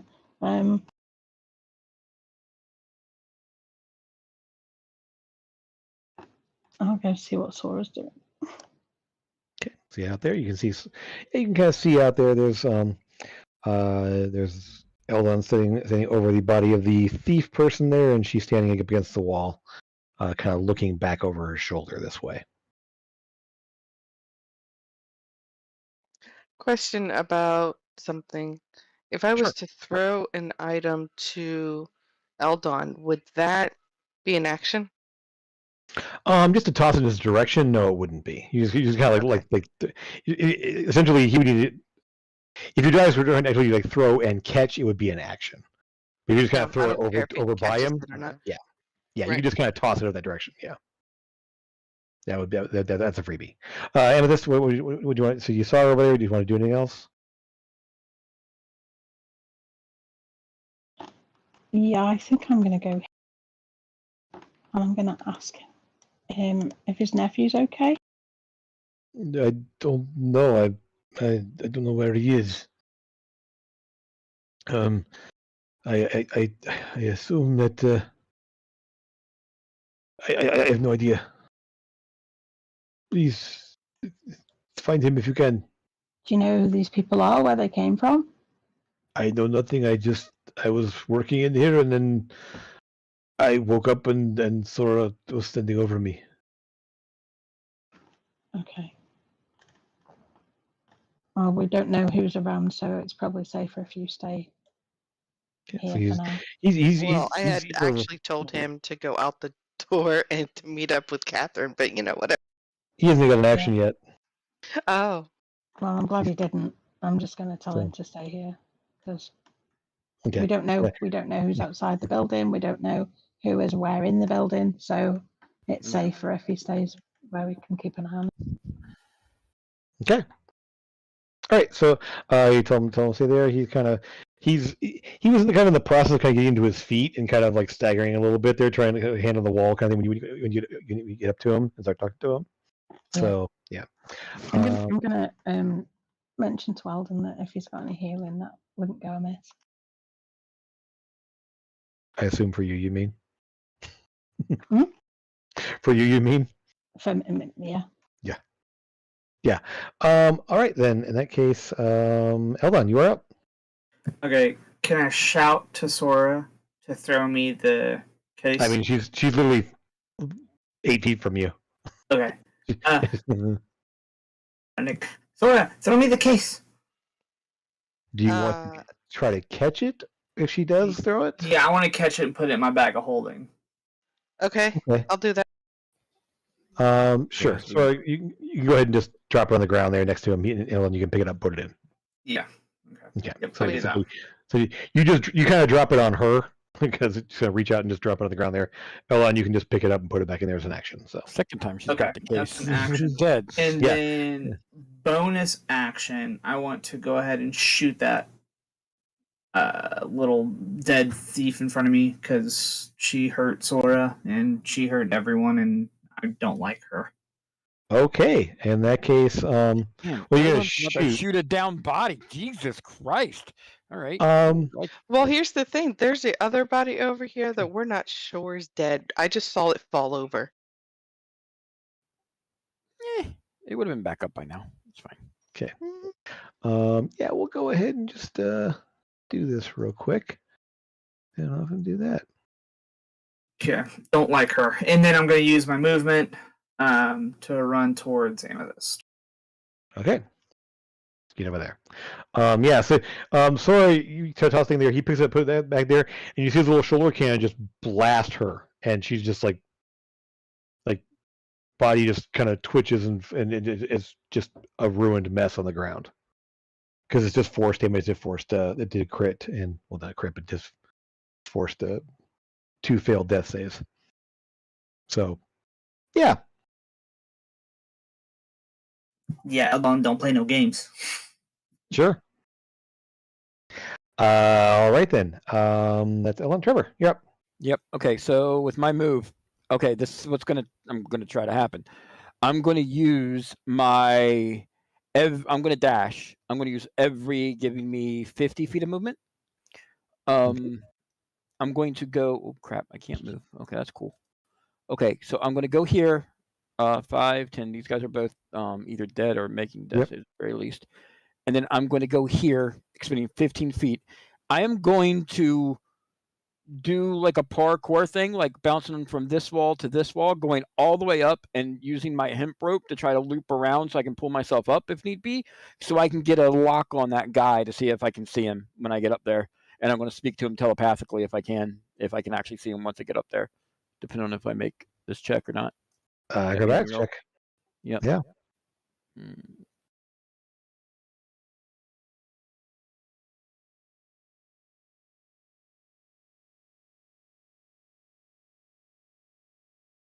It's gonna be a 19. Okay. All right. So you're gonna move. So that was your move to get there. Yep. Okay. And you said you use your dash action essentially to get Yep. up on top. To get up on top all the way and like pull myself up. And all I want to do is be able to see him or not. Yeah, he's there. He's obviously. I mean, he moved there and he obviously climbed and then dashed to there. Okay. How far can I move? 5, 10. That's about it. I mean, you're having a parkour up there, and so maybe 10 more feet. Okay, then that's that. Yeah, right there. That confirms it right there. That's great. Cool. All right. Check. I'm going to talk to him as a bonus action telepathically. Yep, right there. Sure. Perfect. Because I can see him up to 30 feet, assuming he speaks the same language I do. Now, what Are you here for? You are specifically talking to me, are you not? I don't have to tell you that. But you will. Shut up, Half Pint. Wow. And Rating. yeah. So yeah, he just kind of glares at you. He's in kind of all dark clothing there with the rifle on there. So yeah, that's so yeah, he's not impressed. Yeah, and now that I'm up here by myself, I'm not either. At how many hit points Enough.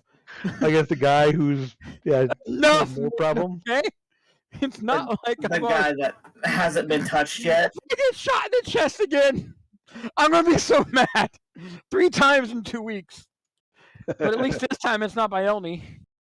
Yep. Yeah, that happened. Okay. Mhm. All right then. So that Sora, you're up. I'm gonna go get this And guy.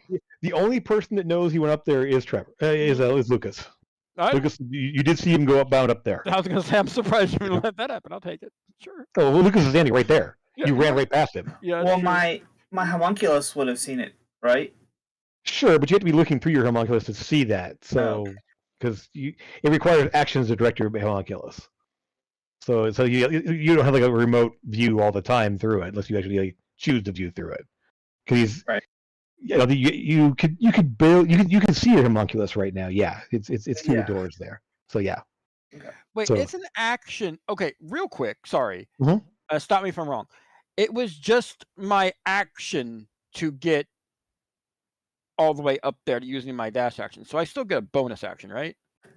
Sure. Well, does the telepathic thing require an action? Or bonus? Does what require an action? Your telepathic speech? No, that's just talking. It doesn't say. It Okay. doesn't specify it at all. So I would get a shot on him, correct? You did not take the attack action, so you cannot use a bonus action to attack. Okay, then in that case, so I can attack, which is fine. I won't Yep. attack then, but I can use short rest to get some extra or second wind. You get second To wind, get yes. That's a some good extra hit idea. points because he's gonna shoot me directly in the dick, and I don't want that to happen.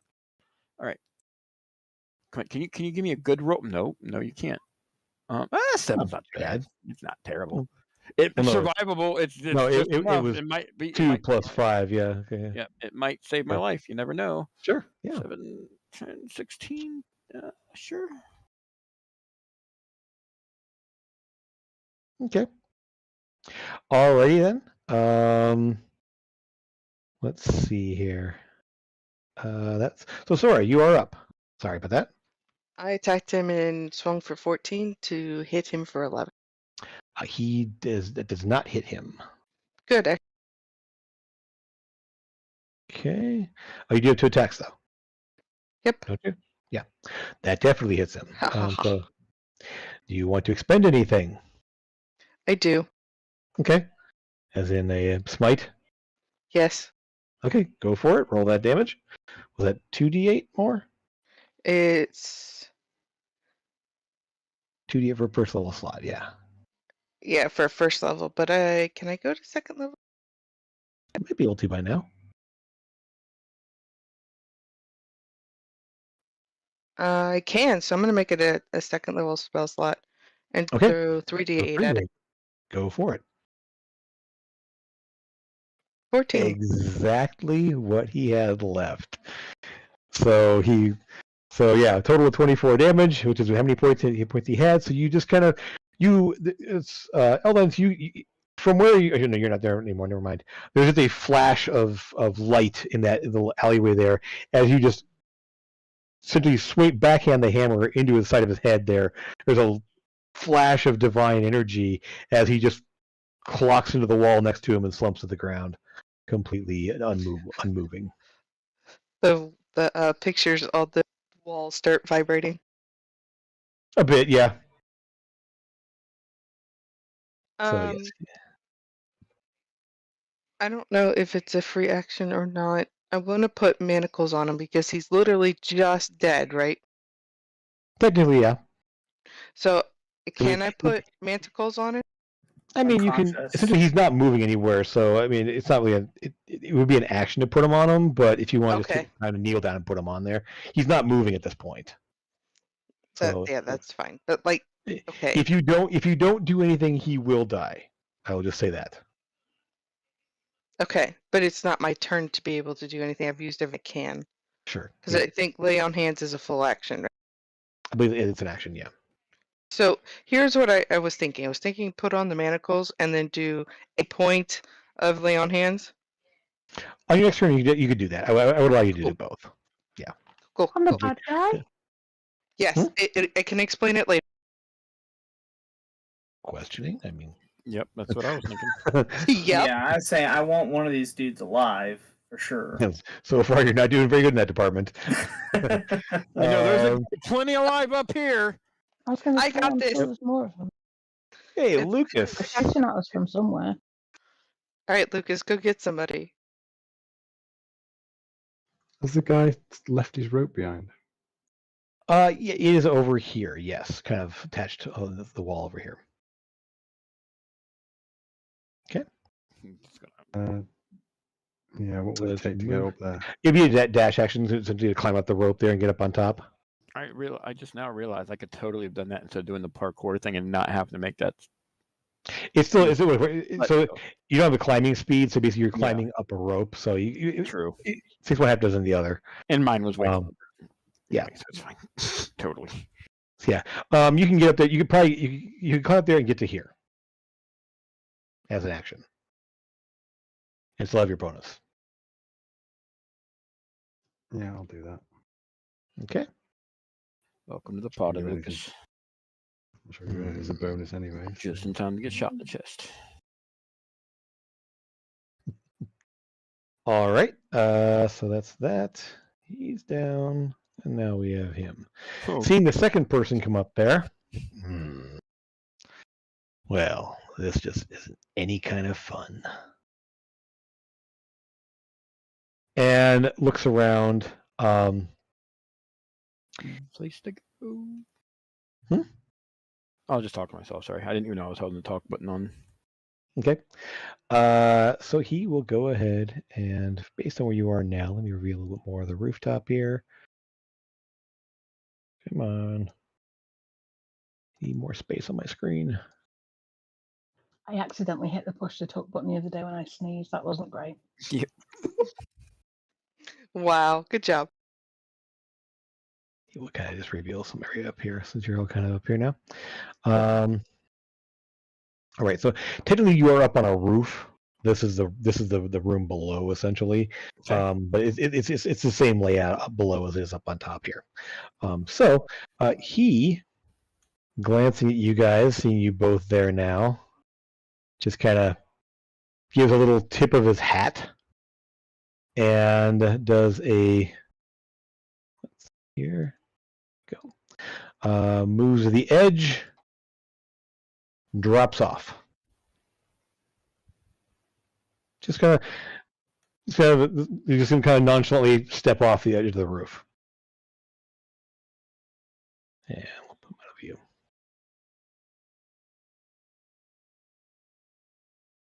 Okay. That's what you guys see up there. She is horribly dead. We can skip that. Amethyst, you are up. Since you told him to stay put, he is staying put. Can I hold my initiative until after Eldon has healed me? So you want to prepare an action? What did you want to do? Well, I want to go check if Sora's okay, but I don't want to leave Eldon because he's come down here to. Sure. I would allow you to use your action to get to her. Yes. You want to just prepare that action, like wait for you to heal, and then run to her. Yeah. Okay. Okay. So you hold your action there, Amethyst. So Eldon, you're up. All right. You gonna do the heal? Yep. I will go ahead and throw my last second. Okay. 'Cause you're hurting bad. And then I want to go over here and start to fix this dude as well. He is dead. He's been he's there so way too dead. long. Yeah, Darn. he's had way Okay. too many rounds of being no good. It's my intent to get to him. Well, then, seeing that he's dead, I'll go ahead and use the rest of my movement to try to get out the hallway to one of these other dudes over here, the monk. Okay. The monk has no head, so True. So he literally has like smoking place where a head should be. I've got a bit of his face on me if you want it. Then, how's this however, other dude look? He's lying there. He's definitely bleeding, but you don't think. He without being able to check him yet, you're not sure. Okay, then that will be it for my turn, and then I'm going to try and keep him alive for questioning purposes. It's always good to have two. Okay. And that was my turn. That's it. Okay. Alrighty. So Amethyst, you get there now, and so you see Sora's kind of preparing to do something there with the whoops. There we go. With the lifeless-looking little ninja dude on the ground. There's a bit of a smear of blood on the wall next to her. And that's what you see there. Did you want to say anything or do anything when you get there? I think we should all go and try and find out what Trevor and Lucas are doing. We seem to have inadvertently split the party. Okay. I laugh and giggle and say he found the light. What? He found the light. Oh, that's right. You've not seen it yet. Okay, never mind. You didn't smite before on things, so she probably was. She was busy doing other things. Sure. Yeah. Okay, Trevor, you are up there. You see the guy step off the side.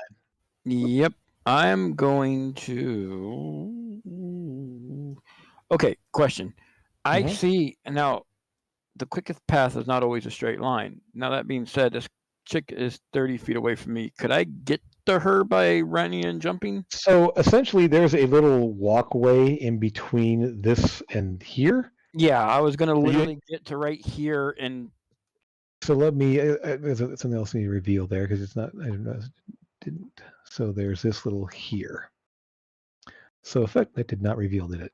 One sec. Why are you being so dumb? It all went black. There we go. Okay. So effectively, there is. This is the. Let me point things here. Pointing things. This is the way out of the building. This is a little side building here. So it's kind of a little maze of things here. So essentially, you can jump. This is a one-story structure, so you can jump over onto this roof and slide off over to this side over here. That's exactly what I was going to do. Yes. Okay. There's a little bit of so right down here is actually a little drop down to a little sidewalk in between the two buildings. Yep. So you jump across there and then drop down over here. Yeah, you can definitely get there. I literally just want to loot her and see if she has any interesting swords on her or anything of value. Okay. You drop down there, look at her, and her stuff looks fairly mundane for the most part. You don't see anything interesting on her. Plain looking short sword, throwing knives, set of leather armor. Giant hole through her chest where her heart used to be. She's a mess. In fact, I'll just say her armor is completely useless at this point because it's been blown apart. Yeah, I killed her and then Eldon re-killed her and then and then blasted her with his force cannon. Yeah, at point blank range. Okay. All right then. In that case, I think if anybody else wants to do anything crazy here, Eldon, you want to stabilize this one? Yup. That's prisoner number 2. While he was doing that, I'm going to. I know I should have said this, but it's not a matter. I'm just going to start taking out my notebook and drawing a sketch of the what I presume to be a bounty hunter. Okay. So, sure. It. So you something there, sort of sketching that a little bit there.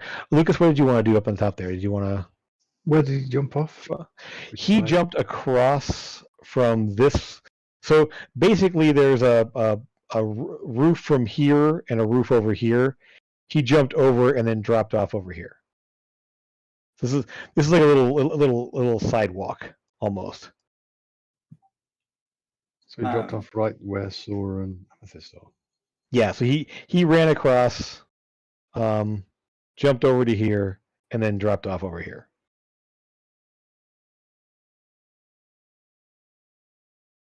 And neither Sora or Amethyst saw him.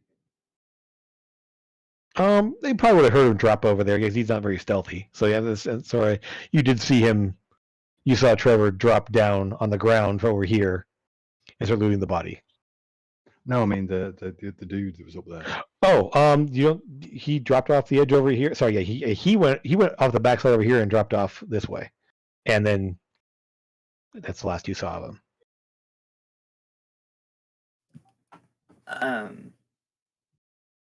Did you want to go and try to see where he's at? If he's Yeah, I can just about get there and have a look. okay. We'll just sort of have a cinematic moment for the moment, for just for thing here. Lucas, you're kind of looking out there, looking over the edge, and there isn't actually a red dot, but sort of like from the shadows, the rifle sort of training on you, and then pauses and he lowers the rifle and just stays hidden, and you don't see the guy. Okay. So he may move far enough away that he's not immediately in view, and he's obviously at this point hidden.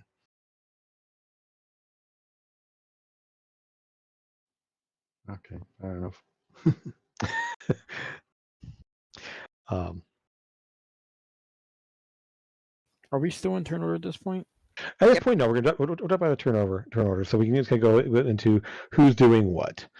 Okay, So sorry, I know you were going to manacle this guy and stabilize him with the on hands. Okay. 1 point, just enough to not let him die. All right. And then Eldon, I'm going to do the same thing, except for I'm actually going to use after he's tied up very securely, which now Eldon is going to either make himself some manacles or buy some at the first chance. I have some I could just literally hand over to you right now. Okay, cool. Yeah. You kind of start to get together here. So you tie him up and heal him. Yeah. You manacles on him and lay on hands. And so they wake up here. I need you. Let's see here. Actually, can I move on to this side of before? Sure. Yeah. Okay. He's looking. So we'll go to you two first. He's sort of looking around kind of wildly and just kind of seeing the two of you looming over top of him, and the fact that his hands are manacled. He's just kind of, and he's like struggling and looking around and kind of pauses for a moment, kind of closes his eyes. And you see him sort of do bites down really hard. I'll give you a reaction to that if you want to try to do something.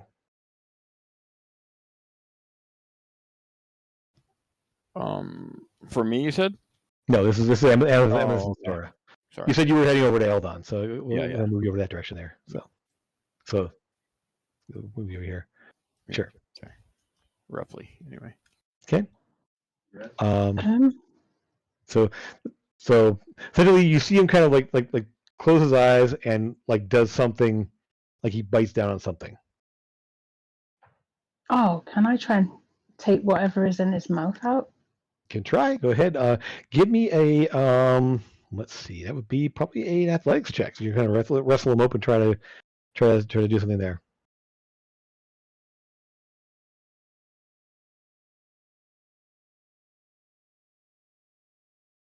Okay. I'll just oppose that with his athletics, I guess. We'll just call it that. No. Okay. Ooh. So you managed to kind of open his mouth up there, and there's sort of this greenish like foam in his mouth there. You kind of shove his mask in there and just kind of waft it away and kind of open his mouth so he can't swallow or anything else. He's just sort of like struggling and everything else, but you managed to, he only rolled a 5. So, and he's just like, and trying to like, obviously, whatever this stuff is. Smells kind of nasty, there's kind of a greenish mist and like kind of foam in his mouth there, and literally the mask, you just kind of scoop part of it away. Elrond, what's going to happen to you over there? You Great. heal him, and so I'll just say he's restrained. You got him wrestled to the point where he can't do anything. But Eldon, same thing. Like he his eyes flutter open. He looks around and sees a couple guys standing there, and like bites down really hard on something. Okay. Do you want to try to do the same thing? Yes. Okay. But Give me an athletics check. yes, this is not going to go well. But you're so If strong. You got this. No, I'm not. Okay. Oh. Okay, so essentially you kind of wrestle, and he's thrashing his head back and forth there, and he's just like, and you see kind of this like blackish, like froth or whatever, like it's kind of building up around the edge of his mask, as he sort of like starts twitching and thrashing around there, and within seconds the body just goes limp. Yep, he just basically effectively took a cyanide pill. Right. Yep. So, you want to move closer there, Lucas, too. So, it's a really strange. Like, you're not sure what kind of compound this stuff is, but yeah. This guy within seconds just slumps, and like, there's this blackish goo in his mouth. His tongue and his lips turn black. And there's even like almost like the tracing of like black veins around his mouth and up around his face. Given that I'm proficient in alchemy, Sure. would I know what this is? Give me a intelligence check or an alchemy tools check. What the heck? I'm proficient with alchemy tools. I've got one in my hand if you want to take a look at it later. You have a bit of a sample of the mask there. How do you do that on this? I think just roll d20. We'll add your proficiency and your Okay. intelligence. Oh, okay. I'll just do it. Intelligence saving throw. Sure. Sure. So this stuff is a derivative of cyanide. And with that, we'll just kind of call it there. You've heard of this? You've never seen it in use. It's actually something called necrocyanide. Essentially, it's necrotic energy kind of infused in the cyanide, so that not only does it kill them outright, it makes them so you cannot speak with dead. Can I take a sample? I mean, you've got in his mouth. I mean, you could really sort of like scoop it out. I'll put it in a vial. like in a little vial. Yeah. I've got one. I've got the one that I took out the other guy's mouth. Okay. Yeah. Well, there was still stuff in his mouth. You kind of scooped up enough that he couldn't swallow enough to actually die from it. Is the other one still alive? Which one? The one I have? No, the one. Okay, there's two of them in front of us. This one here, no, is dead. No. The two by Eldon and I know the one just died, but what about The the other monk has no head. Oh, that's right. So Yeah. clearly talking. Yeah. No. Yeah. Yeah. Literally nothing above his shoulders. Are there any that are still Sorry, alive? not sorry. Yeah, I know. Sorry, not. Anyone still alive? Well, I fucked me up. you'll find out, but yeah, the one that was Sora is manacled and still alive. While we're sitting there, Trevor, you see the little homunculus that's been floating by me. He'll float over to you, and then while I'm looking at this dude, you'll get another heal, cure wounds. Right. I'm gonna attempt to pick this guy up and drag him Not a into problem. the door. Okay. He's a goblin. He's small size. He's pretty skinny. I'm gonna bear hug him. You just like grab him and lift up there. He struggles a little bit, but then realizes that this isn't going to work. Yeah. I'll walk back in. Small problem is that the other goblin, there is a poison that is most nasty, and it, yes, you see the black things coming out of that goblin's mouth. Did you perchance stop him before he was able to swallow it? Amethyst was right on it. He's alive. He's supposed to be out here with me, but you know. He's still kicking. At this point, he's sort of like just kind of like. He's in my Ah. arms, wailing like an infant who wants Yep. to be let down. If you're bringing any more back to life, you'll probably need to check their pockets and their mouths and things first. Yeah, I'd like to do a whole investigation. This dude down to his skeevies. I'm You still won't holding. you won't find anything else on him. Again, he's got a pair of daggers, and a short sword, all fairly normal make. Wearing also studded leather armor, with a mask and everything else there, all black in color and everything. How does the guard look? Also, The guard's okay. I mean, he's still kind of like at this point, he's just starting to come to a little bit. He's still obviously not. He's not getting up at this point, but he's just sort of looking around, like, oh, what the hell? The one back here that's underneath the curtain there is very dead. Can I talk to the guy that Sora's holding real quick? Sure. All right. Now listen. This one's not likely going to let me kill you much. You already tried to die once, but I will tell you this much. I can promise whatever that little black death you intend to swallow is going to be nothing compared to what I do to you if you don't answer this question now. I'm going to hold up the I doubt that he knows in my head completely, because I'm guessing this guy had nothing to do with these goblins, that he was literally just here for one of us, I presume me. But I'm going to hold up the sketch and say, this holds nothing to you to answer this honestly. This is not holding your regards. I'm just asking if you know anything about this man. He kind of looks at you like cocks his head at you like, he's with us. He is with you. Who is he? He says a name you don't know. It's something in Goblin.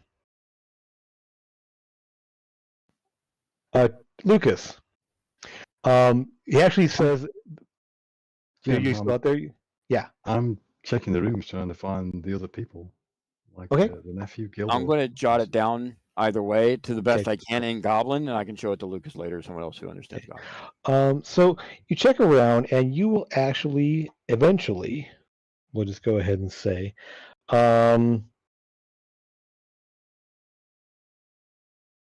you will find Lucas. Let me just, you will find Gilder, in this room here. He'll actually be kind of like crouched down back here. oh, we can't see none of that. Oh, sorry. Let me reveal that. You guys never been there before, so let me open that up there. It's all good. Nope, that's the wrong one. I said reveal, not hide. Thank you. There you go. So yeah, there's a large stuffed dragon-like thing in here. A couple of statues, a big sarcophagus, and some other things that are in here. And when you open the door there, it's not hard to spot him. He's actually, let me grab his token real quick. Literally thought there was a dragon in that room then, and you had to Gandalf it. He's back there.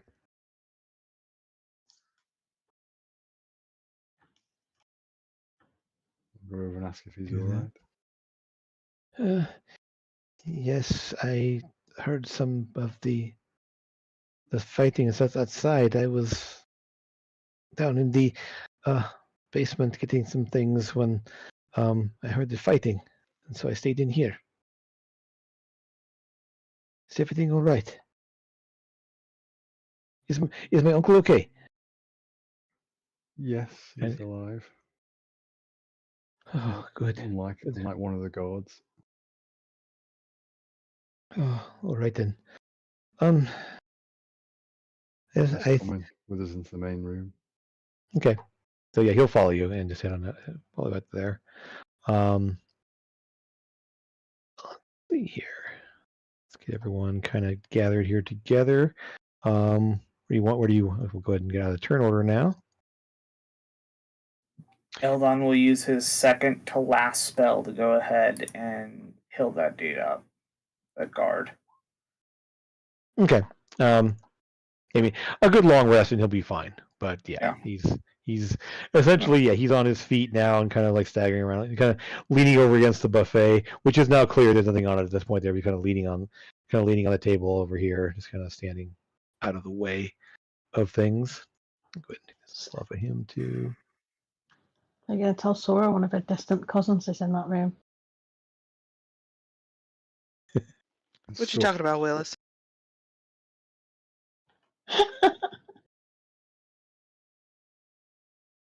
Okay, so this guy's here. We'll bring him out here. We'll bring you in here and kind of out of the way. And assume everyone's going to gather here in the main room. Yeah. Yeah. Okay. I'm glad Gildar's okay. Yeah. While I'm holding on to the little fart knocker, I'm going to Sure. ask Eldon if he still has that scroll. Yes, indeed. And then I'll go ahead and pull it out and open it up. Well, first checking for traps on the thing first. It's just a large leather tube, but give me an investigation check. Fine.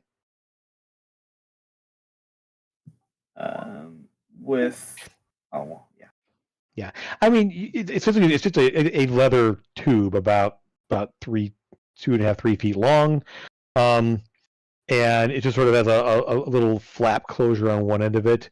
You go ahead and open it up there, and yes, there is a rolled up painting inside. Okay.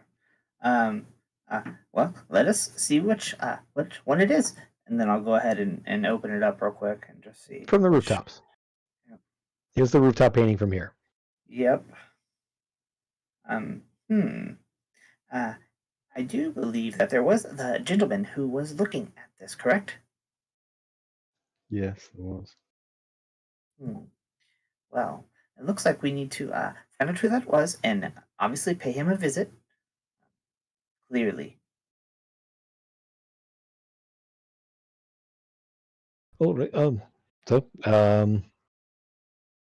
Anything else you want to do with your little goblin friend who's all trussed up and manacled? We're gonna hand him my over. arms. I would prefer not to hand him over to anybody but that captain I saw earlier. Not sure where to Was find his him one that died? exactly. What they do with the manacled goblin behind closed doors is none of your goddamn business, James. Well, what I'm saying is you don't know who where to find him exactly. That's just fine. You mean the guard the guard that was here or the His name military was guy? Captain something. General Landon. General Landon. He isn't here. If you go ahead, Maximilian will actually. He's the general of the Port Oris army. He was checking to see what things we had here at the museum to make sure it wasn't a security risk to the city. And you don't call this a security risk? Well, it is now, obviously, but nothing here was something. Oh, you meant like items and stuff. Yes. Oh. So, Lucas, I mean, having seen in here, like these statues and this strange little device in the corner and this little obelisk thing here and a stuffed dragon-like looking thing, it's like you might see why a military might want to see what's in the museum. Yeah. I mean, you get a quick glance at it. You don't get a chance to look at it in detail, but there's stuff in there. Stuff. Yeah.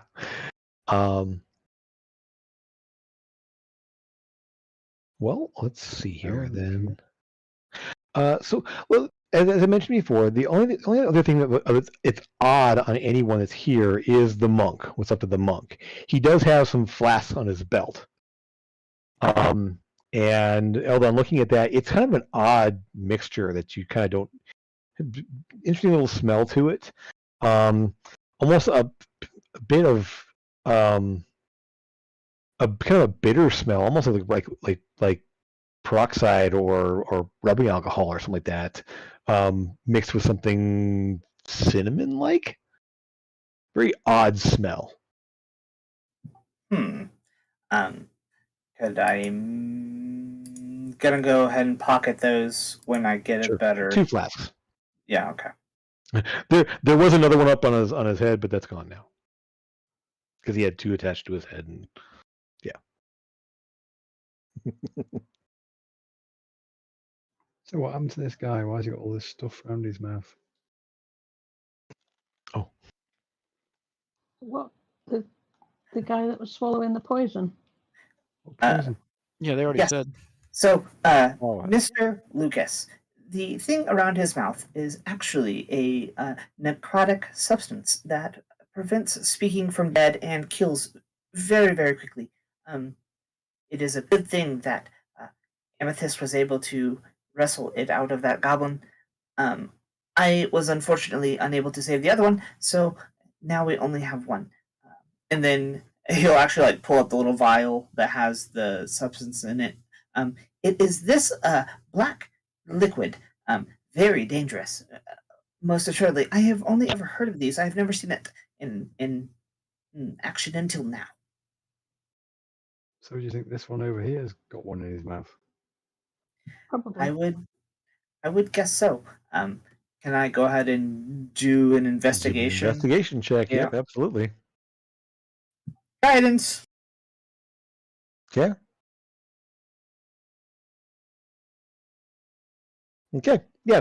It's not hard to find. Basically, essentially, it's a little like capsule that's kind of lodged in his mouth, kind of tucked in between the front teeth and the gums, and you can kind of see it's easy enough to just kind of like pop it out, and then it would just be bit down into, and it would obviously activate at that point. So you do have a little. It's a little kind of a greenish capsule. Another little vial. Okay. I'm going to need to buy more vials. So you can go ahead and put down a dose of necrocyanide.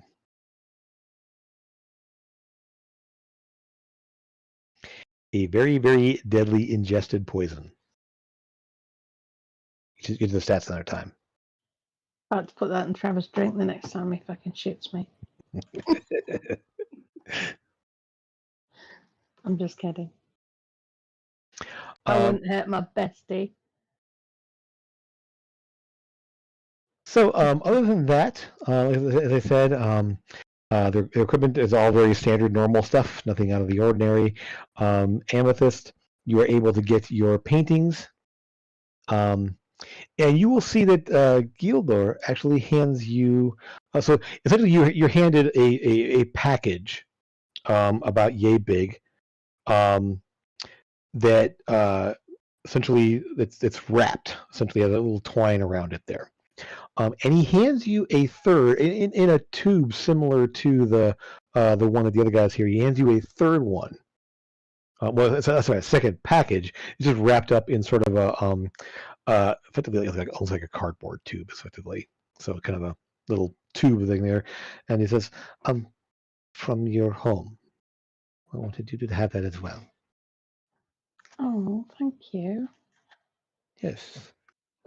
And so it's the one plane of the caravans. Yeah. Oh. So, Maximilian, obviously, thanks you guys for saving his life and stopping whatever was going on in here. There really wasn't any damage to the museum itself, so that's a definite plus as well. A door. I kind of blew up a door. Yeah, you just kind of glance over the door there, and like that can be fixed. We can help people fix that in the morning. For now, we'll just see that it's closed and code. We did have to stop them from getting away, didn't we? I mean, and he nods, and of course, and yeah. Other than that, you're able to collect your things there. You have a goblin prisoner. Decide what you want to do with him. You can essentially go out and try to find like city guard or something like that you can turn him over to. If you want to try to find someone that anyone else there. Yeah, we can go find them. That's city what guard. I would like to do is find the city guard. And okay. When you get out I mean, you get outside. just kill him. No. Well, No. Yeah. I think that would be a very, very stupid, silly idea, and I'm going to take a shot at his head. Oh. You gonna shoot him in the No. head? Yep. No, I will I defeat- meant We I do meant want after questions. questioning him. Yeah, I was gonna say we do want questions Yeah. from him. Okay. So you pull you your know, gun like- and aim it at his head there, and Yeah, And I'll, the and sword I'll spins retcon around. it a little bit. hey, Well, so make go it- ahead. You're not going to be faster than a bullet, but you can try. intimidation. But no, what I was Right? going to say before, she decided to get shot herself, is I would retcon that a little bit and just Mhm. to point my gun at it and tell them to ask any questions that they have. Because he already was pretty willing to cooperate with even telling me who the one dude was. Yeah, yeah. Yes. So, some questions most definitely is A, who is the group that they are a part of? Number one. Number two, who sent them here to get the painting? Number three, did the gentleman that was here earlier, was the message that he was sending, was that to your group? Number three, or we are now on four. Yes. Yes, four. Number four, are there more of them, or was this just the outfit and there's the one gunner left? Number five. Does anyone have a number five? Who sent him here? Sort of Uh, blinks that at, was- at the rapid fire questions from Eldon without waiting for an answer, and he's starts to open his mouth like answer, and you keep going, and so he just kind of waits and waits. And Just one at a time. So Eldon will take a breath. Okay, we will start with question one. Who is or what is the group that you are a part of? Or were. Yes. he just he says something in Goblin, and Lucas, you can translate this one on your no problem there. Is they are the Order of the Finders. Order the Thank you. Finders. Order of the Finders. And who sent you for this painting? That he does clam up on. He just kind of narrows his eyes and he just closes his mouth, just like no. I will growl through my teeth and have the sparks of my lightning thing come out again. He knows what that feels like. Sure, he does. He just kind of flinches, and go ahead and give me an intimidation check with advantage. With advantage. Absolutely. He's already felt your lightning. He's surrounded by people there. Absolutely give him advantage there. Where's my intimidate? There. You can read. Yeah. Okay. So he's like, he kind of like flinches at the. You kind of see him kind of tense up a little bit, and just says, "His name's Wraith." That is going to end up adding more questions. But first, let me show you this. And I'm going to reach my bag and I'm going to pull out an acid vial. So, this is a very corrosive substance that will, in fact, eat your flesh through your bone, and you will be alive to fill every single second of it. Jesus, So- Eldon. If you do not wish to fill this, do not test me by refusing questions, because she's not the only one you have to be afraid of. Now, back to questions. Question number 3. Is the gentleman that was here earlier part of your group? And he just sort of like glares at you for a moment. Like, yes. Ah, perfect. That will also add another question of who was that gentleman? He just kind of looks at you. You were the smart one. That's Wraith. I told you. Ah, perfect. Now we are on to question 4, and that was how many of you are there? Or did we happen to end your little band here? There are other groups out there. They all have their orders. we were sent here to do this. This is turning into such a prosperous little questioning session for now. It is And- 9 o'clock. Yeah, But- so we'll go ahead and Mm-hmm. we'll go. So Sorry, I was gonna say before you do that, were you still holding that acid above his face? no, I didn't. I like put it back in my bag. You're I just so wanted lucky. to intimidate him. I was just literally about to shoot it out of your hand and blow it all over his face if you wouldn't have said that you were going to. I was totally going to do that. But anyway, yeah, it is 9 o'clock. So we'll go ahead and call it there. Effectively, you have a prisoner that you can either deliver up to somebody else there. He's giving you some information. If you do try to do anything too messy, Maximilian will step up and say, "Please, not inside." It was just an intimidation. So I figured, but I know that there's already enough to clean up as it is, and so especially the hallway. I was gonna say the severed head, the Yeah, severed it's- head, The blood body out the everywhere, hallway. This is what the guy down here is kind of like. fucking chest meat, like just. Yeah, he's sort of looking down at the body, going, "Ooh, gross." So yeah, we'll go ahead and call it there. Think we have someone to set this for stream here. So first off, thank you all for playing. We guys had fun. If you're out there watching, please hope you enjoyed as well. As always, we do have information through our Discord for more information about the games, places to chat, places to join in games when they become available. We are trying to find more DMs and more players to play on different days and different times. We also do have for this game our World Anvil, which has information about the plot, the timelines, and the world, and all kinds of stuff there to go through and check things out. If you want to learn more about Avress and the party and what they've done so far. We do have a video coming out hopefully soon with a explanation of what's happened so far, the kind of the origin of this campaign up to our first streaming date. Other than that, hope you all have fun. Anything else from any of you? Any orders of business for anyone else out there? Thank you, Jim, for DMing. We always enjoy it. Thank you, definitely, Jim, yeah. Thank you. And there should be more Saturdays in the week. And thanks for watching. Yes. Yeah, thanks for all you for watching. Thank you so much. Quick little unfortunate announcement. As very, very most likely next Saturday, I will not be in attendance. Okay. Sadly. So Okay. that's going to be unfortunate, but the reasoning is quite positive.